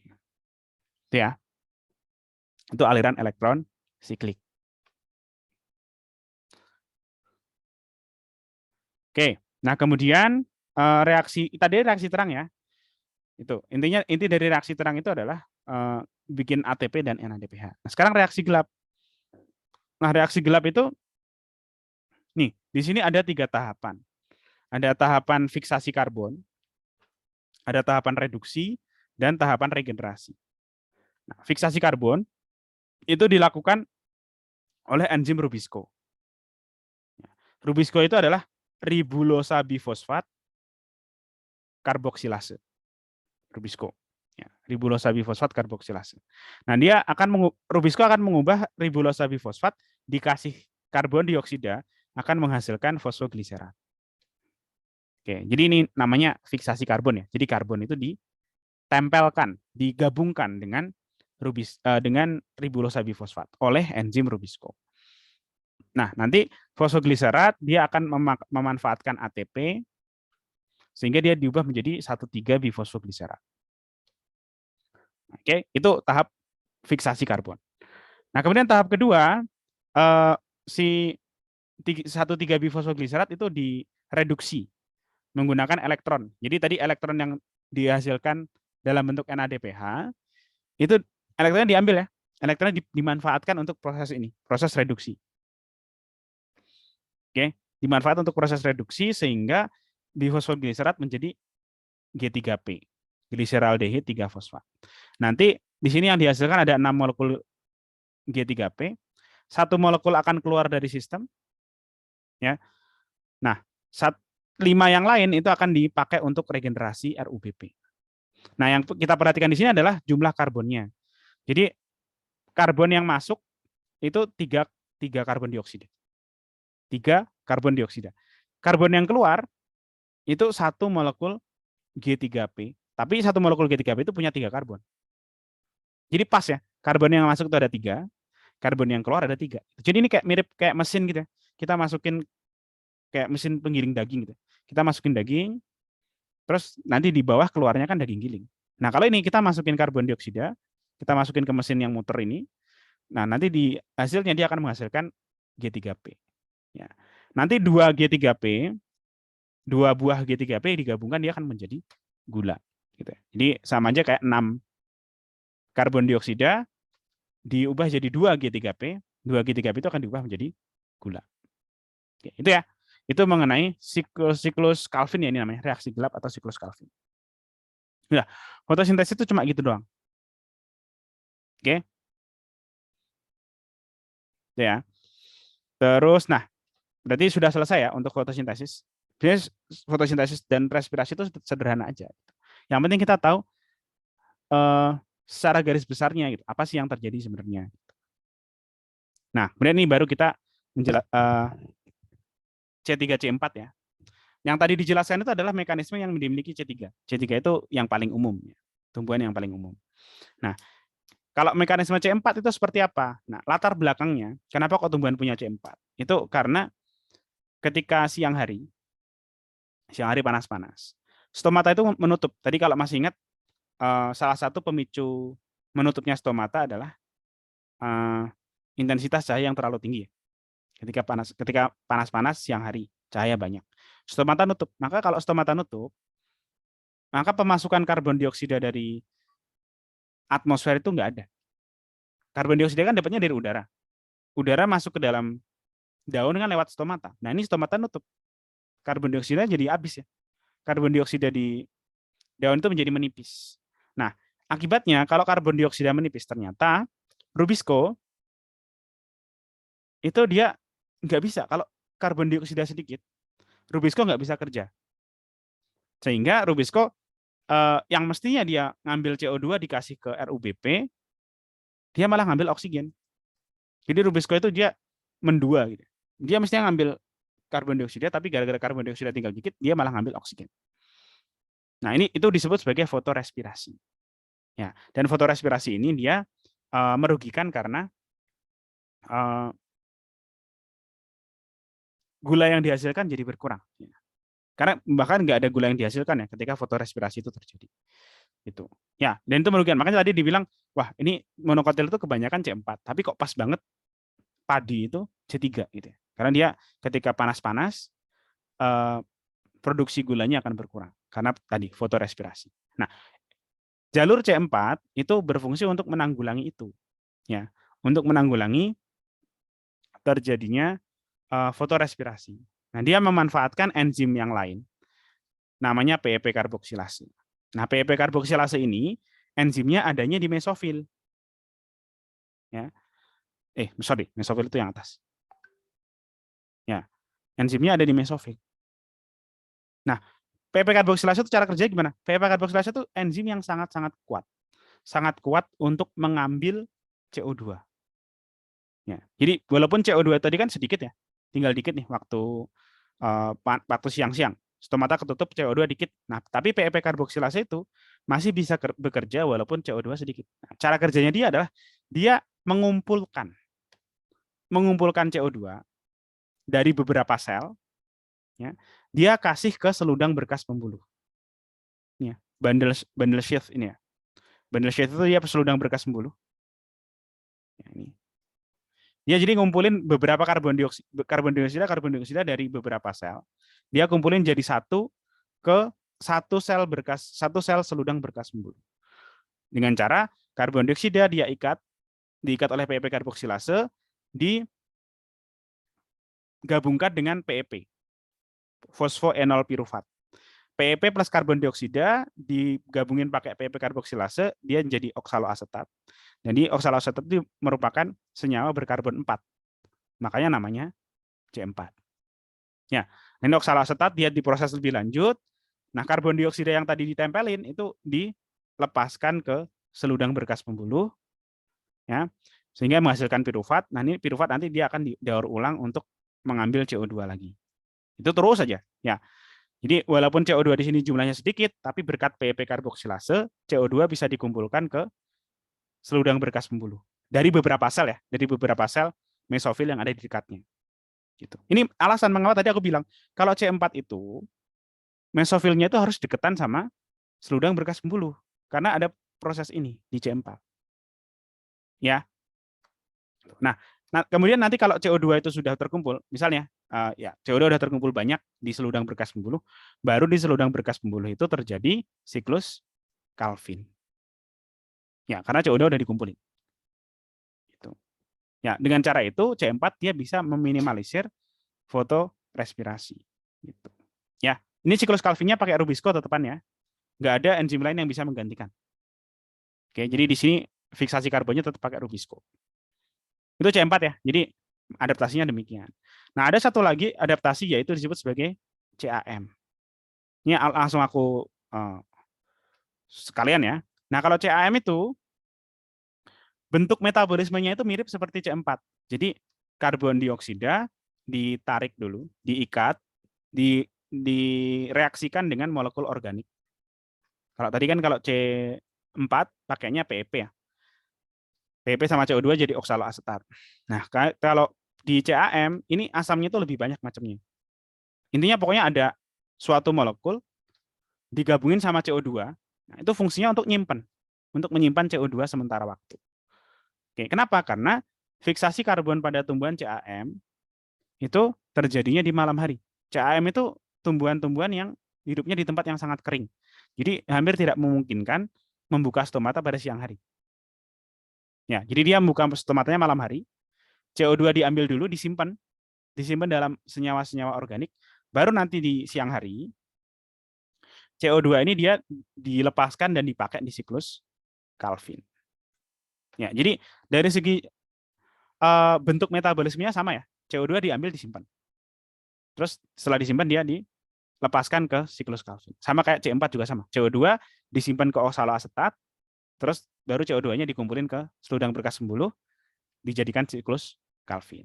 Cuma bedanya kalau CAM itu sel yang digunakan tuh sel yang sama-sama sel mesofil. Gitu. Jadi kalau di C4 nggak ada peran seludang berkas pembuluh untuk melakukan siklus Calvin. Gitu. Oke, jadi ya itu penjelasan C3, C4, CAM. Terus ini ada yang bertanya.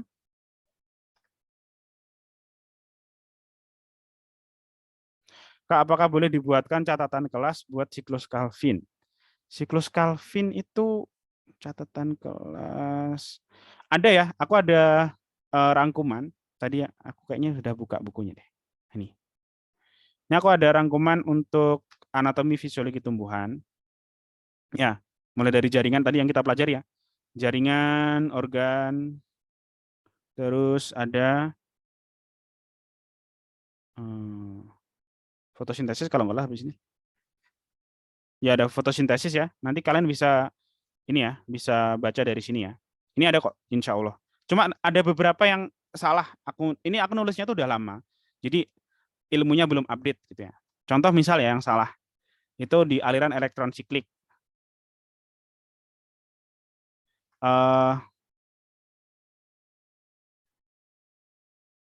Si gelap.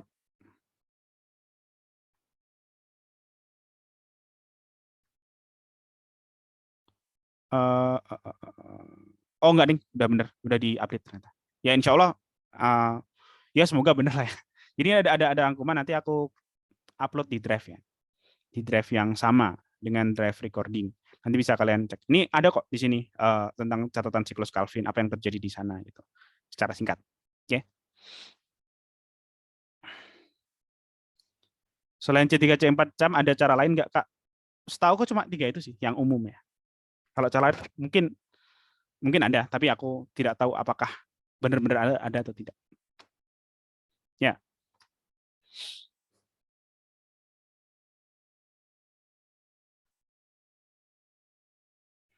Oke, ada lagi pertanyaan silakan.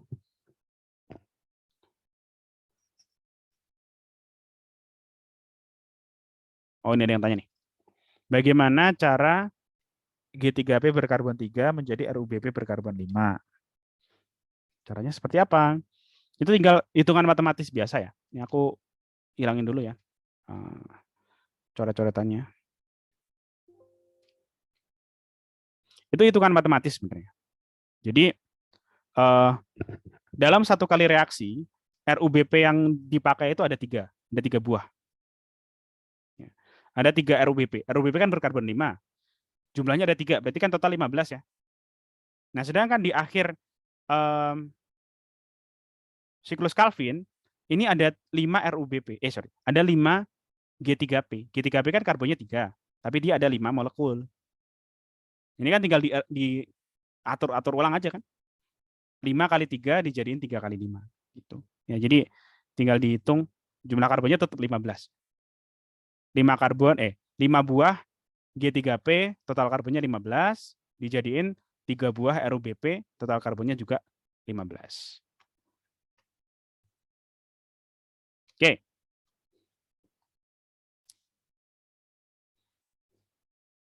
Ada lagi pertanyaan? Silakan.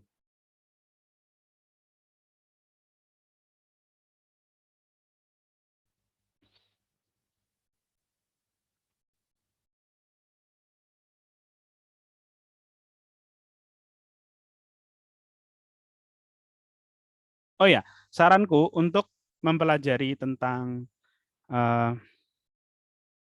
metabolisme ya, respirasi seluler, fotosintesis, itu sebenarnya udah aku sampaikan sebelumnya. Saranku adalah pelajari dulu secara garis besarnya. Jadi kita harus mengerti dulu arti dari gambar mana. Ini arti dari ini, gitu ya. Ini secara garis besarnya fotosintesis itu terjadinya seperti apa sih? Oke, baru nanti kita detailkan kalau reaksi terang itu ada apa saja, reaksi gelap itu ada apa saja itu. Oke, ya gitu ya. Makanya misal kalau kita belajar ya, kalau misal penelitian pun juga sama. Penelitian itu yang penting kita tahu tujuannya apa sih gitu. Baru nanti dari tujuan, kalau kita belajar ini ya, metode ilmiah waktu kelas 10 awal. Metode ilmiah, itu kan sebenarnya metode untuk melakukan penelitian. Pasti penentuan tujuan itu di awal. Latar belakang dan tujuan. Latar belakang itu alasan ya, alasan kenapa kita harus melakukan ini. Terus tujuannya itu nanti penelitian kita lakukan itu hasilnya apa kira-kira? Tujuan kita melakukan penelitian itu apa? Nah, itu sama ya. Kalau kita mempelajari metabolisme itu memang rumit banget. Di sini pasti banyak reaksi kimia, banyak pelajaran kimia. Maka dari itu kita urutannya adalah mempelajari dulu yang general dulu. Secara garis besar apa yang terjadi. Sama dengan fotosintesis. Sama dengan respirasi seluler kemarin ya. Itu juga kayak gitu. Oke. Setelah itu kita bisa detailkan, terus bahkan bisa melihat secara lebih dekat sebenarnya yang terjadi itu apa. Gitu. Misal tadi ya, di siklus Calvin. Ini sedikit review ya. Siklus Calvin itu intinya adalah kayak kita tadi menggiling daging. Ada input berupa 3 karbon dioksida.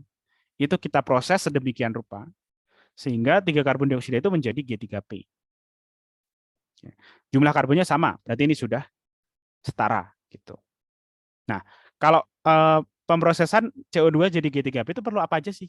Oh, ternyata dia perlu ATP untuk ngasih energi ya, untuk investasi energi, plus dia juga perlu elektron. Elektron dapatnya dari NADPH. Udah gitu doang sebenarnya. Ya, nanti kita bisa detailkan. Oh, kalau proses ini tuh perlu elektron, berarti kira-kira ini reaksi oksidasi atau reduksi? Ini berarti reaksi reduksi. Karena yang dimaksud sebagai reduksi itu adalah elektron, suatu reaksi kimia yang memerlukan elektron. Gitu.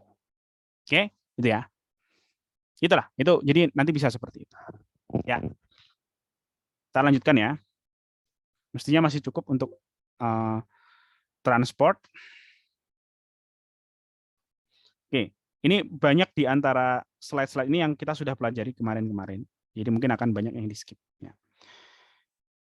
Oke, difusi osmosis sudah kita pelajari ya di beberapa pertemuan yang lalu. Ini kalau untuk osmosis sekali lagi bahwa osmosis itu tidak hanya dipengaruhi oleh konsentrasi zat saja, tapi dipengaruhi oleh utamanya oleh potensial air. Yang mana potensial air itu ada 3 komponen ya. Ada konsentrasi zat larut. Ini simbolnya ya. CS zat larut, si P itu tekanan fisik, si G itu gravitasi. Ya, ini yang kemarin sebenarnya. Cuma ini disimbolkan aja. Oke. Kemudian ini contoh data ya. Biasanya kalau di fisiologi tumbuhan itu kebanyakan soalnya itu tentang data. Ya, data kita harus bisa menginterpretasikan data tersebut. Bisa contoh di sini ya. Apa pengaruh ini di sini berarti dia menjelaskan di bagian ini ya. Dia menjelaskan pengaruh potensial air terhadap jumlah setiap proses fisiologis. Misal nih, potensial air itu makin ke kanan di sini kan dia makin turun ya, semakin negatif, semakin rendah. Ternyata kalau fotosintesis dia itu terjadi. Alex. Oh, siapa itu yang teriak-teriak? Nah. Ya, misal contoh ya, fotosintesis itu dia terjadinya itu di kondisi potensial air yang tinggi. Ya, relatif tinggi ya dibandingkan dengan grafik ini ya, dengan nilainya. Nilainya kan ini 0, -1, -2. Fotosintesis itu terjadinya di tempat yang relatif tinggi potensial airnya. Ya, di well watered plants. Jadi tumbuhan yang disiram dengan baik, dia memiliki laju fotosintesis yang tinggi. Gitu. Ya, dan seterusnya ya. Jadi ini pengaruh potensial air terhadap berbagai macam proses fisiologis dari tumbuhan. Oke. Nah, khusus untuk transport air itu ada 3 cara. Ini transport air pada akar ya, penyerapan air di akar. Itu ada cara apoplas. Apoplas itu lewat dinding sel ya. Dinding sel itu sebenarnya ekstraseluler ya, ada di luar sel. Apoplas, kemudian ada juga yang lewat simplas. Simplas itu lewat sitoplasma. Oke, dari satu sel ke sel lain dia melewati plasmodesmata. Ada juga yang jalur transmembran, ya, transmembran road. Ya, transportnya itu dari dalam sel, kemudian keluar sel, masuk ke dalam sel, keluar sel lagi, masuk ke dalam sel. Ya, ada tiga yang paling utama untuk mekanisme transport di akar. Ya, dari rambut akar ditransport ke stele. Ya, itu ada 3 cara. Nah, yang diperlihatkan di sini ini adalah jalur simplas ya. Simplas itu dia air dan mineral itu diserap masuk ke dalam sel. Dari dalam sel dia akan melewati plasmodesmata menuju ke sel-sel berikutnya hingga pada akhirnya menuju ke stele. Nah, tapi kalau pada jalur apoplas tadi kan dia pakainya dinding sel. Nah, ternyata dia nggak bisa selamanya di jalur apoplas. Awalnya dia bisa. Air diserap lewat jalur apoplas beserta dengan mineral lewat dinding sel, tapi begitu dia sampai endodermis, ya, di tempat yang ada pita kaspari. Nah, pita kaspari itu dia merupakan penebalan dinding ya, penebalan dinding sel yang tidak bisa ditembus air. Berarti kan jalur apoplas tidak bisa menembus itu, tidak bisa menembus pita kaspari. Oke, sehingga dia mau nggak mau harus masuk ke dalam sel endodermis dan beralih ke jalur simplas. Ya, jadi kalau jalur apoplas pada akhirnya dia akan masuk ke jalur simplas. Nah, tujuannya agar setiap zat yang masuk ke stele, setiap zat yang masuk ke silinder pusat itu bisa diseleksi. Karena kalau ada peralihan antara jalur apoplas kan dia di dinding sel. Ketika dia masuk ke jalur simplas, dia masuk ke dalam sel, masuk ke sini, kan dia harus melewati membran. Ya, oke. Ketika dari apoplas masuk ke simplas, dia harus melewati membran plasma. Dan membran plasma kita tahu sifatnya selektif, permeable. Makanya dengan mengalihkan dari jalur apoplas ke simplas, tumbuhan bisa memastikan kalau zat-zat yang diserap itu sudah diseleksi oleh membran. Oke, itu ya. Transport zat kemarin juga sudah ya, transport aktif gitu-gitu. Oke, kemudian ini ada perbandingan kalau penyerapan akar yang dibantu oleh mikoriza itu dia lebih efektif ya. Dia lebih cepat proses penyerapan air dan mineralnya. Oke. Ada yang mau tanya dulu mungkin? Silakan.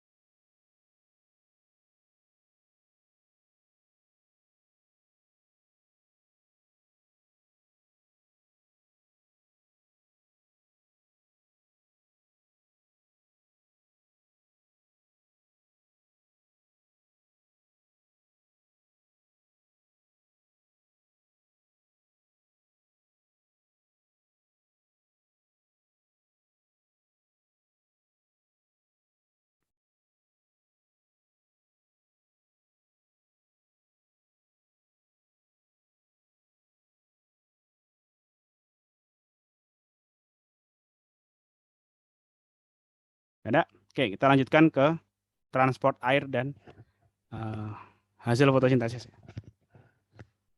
Oke, ini biasanya sudah banyak yang tahu ya.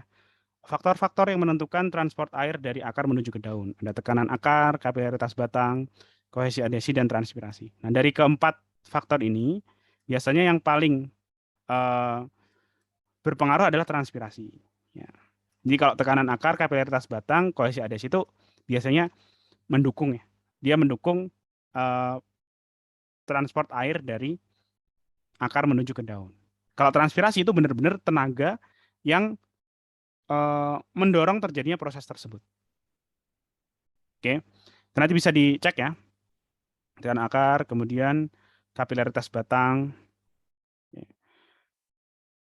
Nah ini, aku akan langsung masuk ke transpirasi. Ya, jadi transpirasi itu kenapa kok dia bisa menjadi tenaga penggerak, air itu bisa naik dari akar menuju ke daun. Nah, karena ketika transpirasi itu terjadi, nih, tekanan yang ada di daun itu menjadi sangat-sangat negatif. Sangat-sangat rendah berarti kan? Ya nggak? Jadi penguapan yang terjadi di daun nguap, oke, airnya menguap. Nah, itu menyebabkan tekanan hidrostatik, tekanan fisik yang ada di daun itu nilainya itu sangat negatif. Oke. Nah, nilai yang sangat negatif tadi itu apa namanya? Menyebabkan seakan-akan air itu kesedot. Air yang di bawah itu kesedot ke atas. Sama kalau kita misal minum pakai sedotan. Minum pakai sedotan itu kita mengkondisikan supaya mulut kita itu memiliki tekanan negatif sehingga air bisa kesedot naik. Sama juga dengan transpirasi. Ya, dia menyebabkan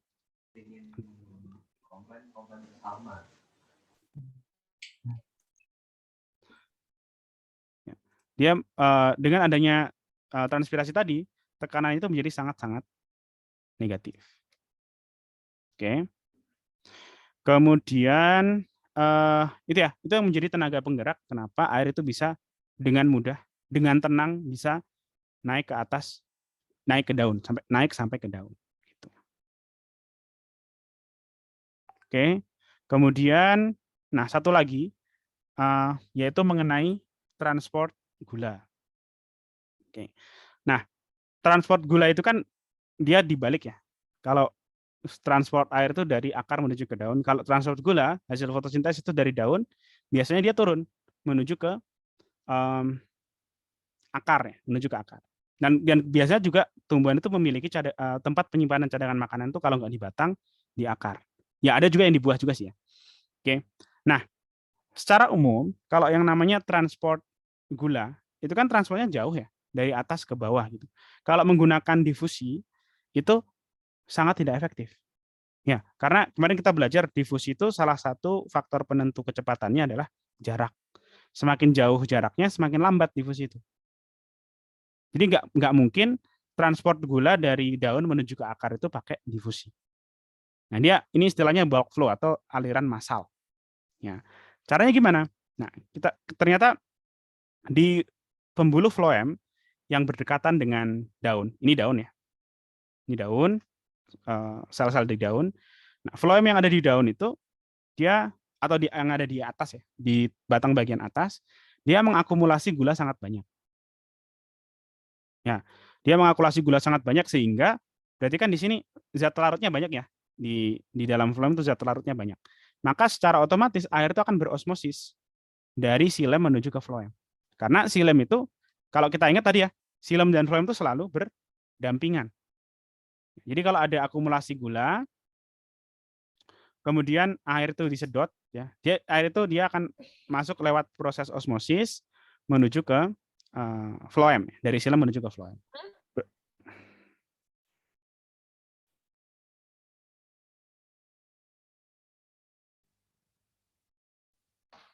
Bisa. Ini tadi.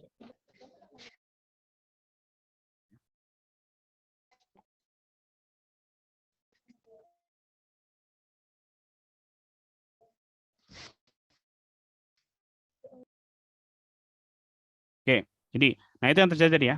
Jadi, Oh ya, minta tolong untuk di-mute ya. Aku nggak bisa mute soalnya. Rizka Fauzia.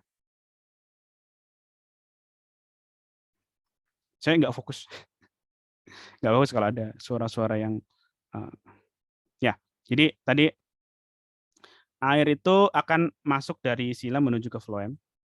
Ya. Di floem berarti kan nanti di floem bagian atas itu terjadi penumpukan air. Air itu numpuk di sana. Nah, maka mau nggak mau air ini harus dialirkan. Dialirkan kemana? Ada dua pilihan. Dialirin ke atas atau dialirin ke bawah.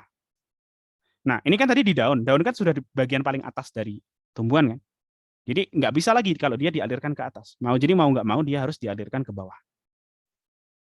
Nah, jadi bagian atas floem ini dia memiliki tekanan yang tinggi karena banyak air yang terkumpul di sana.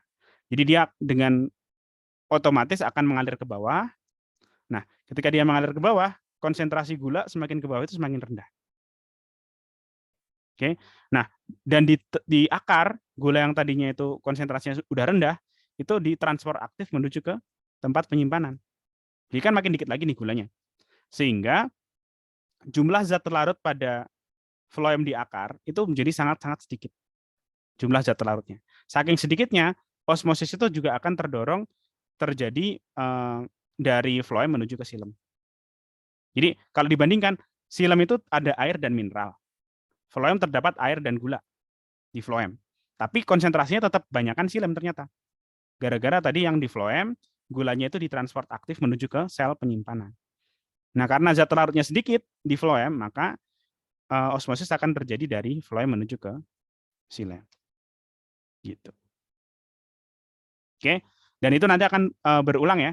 Kalau air itu berosmosis sudah sampai ke xilem, maka nanti dia akan naik lagi. Dia akan naik lagi gara-gara ada tekanan negatif dari daun ya. Gitu. Oke, itu mungkin ada pertanyaan silakan.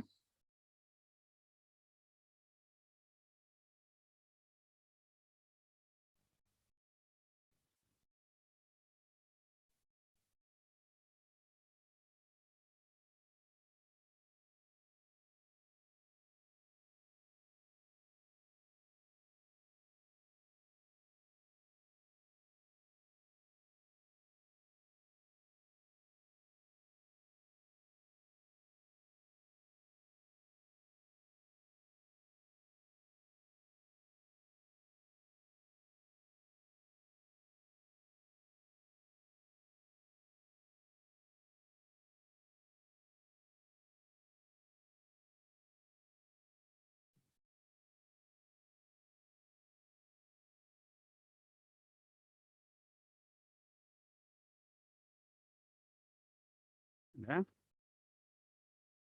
Kalau pompa proton gimana? Kalau pompa proton itu sebenarnya transfer aktif biasa ya. Kalau transfer aktif biasa itu biasanya antar sel atau dipompa dari sel menuju keluar. Kalau khusus pompa proton itu kan dia transfer aktif ya. Ya, ada yang di sini.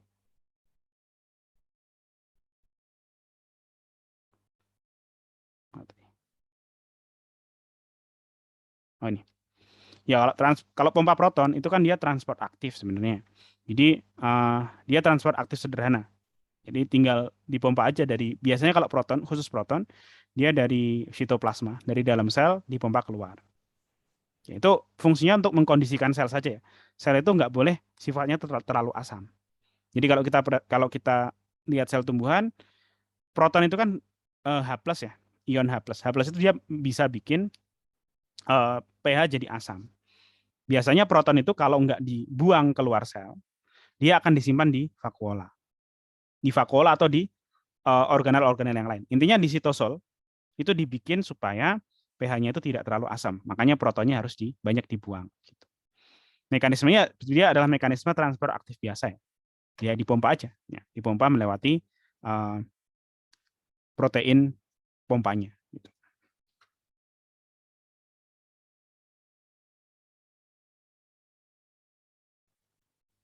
Oke, terus ada yang bertanya, jadi gula hasil fotosintesis tadi itu ditransfer ke tempat cadangan makanan. Analoginya kayak bus yang berhenti di beberapa terminal. Ya, bisa dibilang seperti itu ya. Jadi Gula itu awalnya kan banyak banget ya. Dia dihasilkan lewat fotosintesis. Mana tadi? Ini ya. Lewat fotosintesis gula yang dihasilkan banyak. Nah, kemudian ketika dia ditransport ke bawah, itu ya sama tadi, bener kayak bis tadi ya. Dia semakin lama penumpangnya semakin dikit gitu ya, karena berhenti di mana-mana gitu. Sampai pada akhirnya ketika dia sudah sampai ke tempat cadangan makanan, itu gulanya tinggal sedikit juga gitu. Ya, gulanya tinggal sedikit, nanti tinggal ditransport aktif sehingga konsentrasinya semakin sedikit lagi, sehingga memungkinkan terjadinya osmosis air kembali ke silem. Ya, benar tadi. Boleh dianalogikan seperti itu.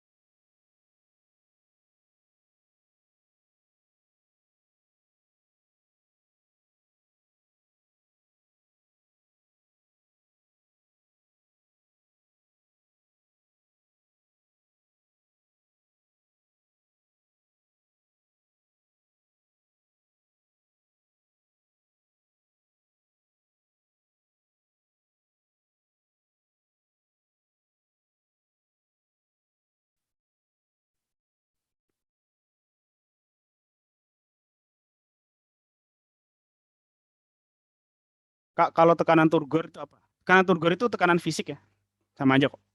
Itu cuma istilah lain aja. Tekanan fisik. Biasanya kalau tekanan turgor itu terjadi karena, ini misal contoh ya, kalau realnya ketika tumbuhan itu ditempatkan di larutan hipotonik, kan selnya jadi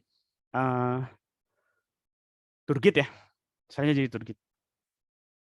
Terus, nah di sanalah itu terdapat tekanan turgor. Maksudnya kalau air itu masuk banyak banget ke sel tumbuhannya kan jadi mengembang, tapi gara-gara ada dinding sel, selnya kan nggak pecah. Tapi selnya cuma padat banget aja. Jadi sangat-sangat padat. Mirip kayak kalau kalian nyoba meniup botol air mineral. Kalau ditiup terus-terusan kan ya udara kan nggak akan ada yang masuk tetepan. Tapi kan botolnya jadi sangat sangat apa itu? Keras. Keras jadi. Atau inilah kayak mompa ban. Ban itu ketika dikasih anginnya banyak banget kan dia jadi keras. Nah, tekanan turgor itu. Ya, tekanan yang terjadi, tekanan yang dilakukan oleh dinding sel. Ya, dinding sel tumbuhan ketika dia mengalami turgid gitu. Ya. Nah, tekanan ini cara kerjanya gimana? Tekanan turgor ini dia akan melawan air yang masuk. Jadi kalau misalnya terjadi osmosis air masuk ke dalam sel tumbuhan, kalau tumbuhan itu udah penuh, berarti kan kalau ada air yang masuk, nanti airnya akan balik lagi keluar. Karena udah penuh gitu. Oke. Jadi ya sama kayak inilah. Kalau kita ngisi botol, botolnya udah penuh, airnya tetap kita isi. Air yang masuk ada, tapi airnya akan langsung keluar lagi. Kenapa kok airnya keluar lagi? Karena ada tekanan turgor yang mencegah air itu masuk terus-menerus. Oke, dan tekanan turgor itu dilakukan oleh dinding sel. Gitu.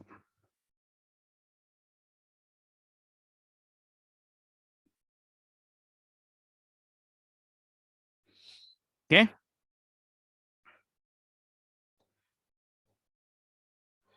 Kemudian adaptasi xerofit, kenapa kaktusnya bisa berbulu putih? Itu bulu putih itu rambut ya.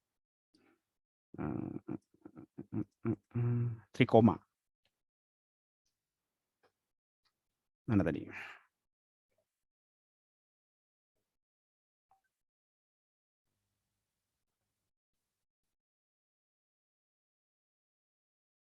Oh ini. Ini ya, adaptasi pada lingkungan kering. Ini dia banyak rambutnya. Tujuannya itu untuk mencegah penguapan ya. Mencegah penguapan berlebih. Itu dia trikoma sebenarnya. Si bulu-bulu itu. Ya.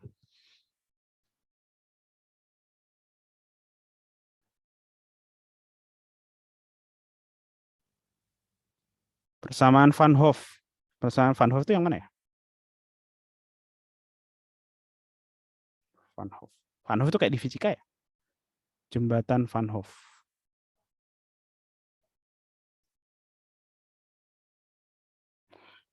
Persamaan Van Hoff.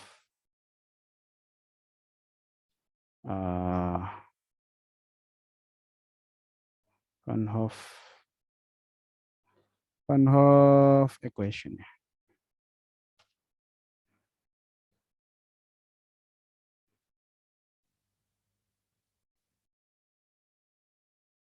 Oh, itu termodinamika ya, Van Hoff ya. Aku juga kurang tahu sih. Oh, termodinamika.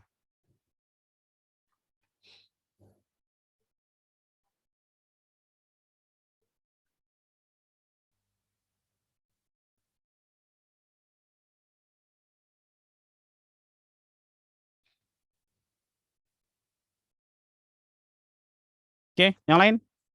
Dia nggak bisa, aku tidak bisa menjelaskan ya kalau Van Hoff. Van Hoff termodinamika itu salah satu bab yang susah. Biasanya kalau di biologi itu hanya memanfaatkan saja. Memanfaatkan hukum termodinamika. Tidak perlu kita tahu secara detail. Kecuali kalau misalkan sekarang masih kelas 10, terus kelas 11 pengen ikut kimia gitu, nggak apa-apa. Ya.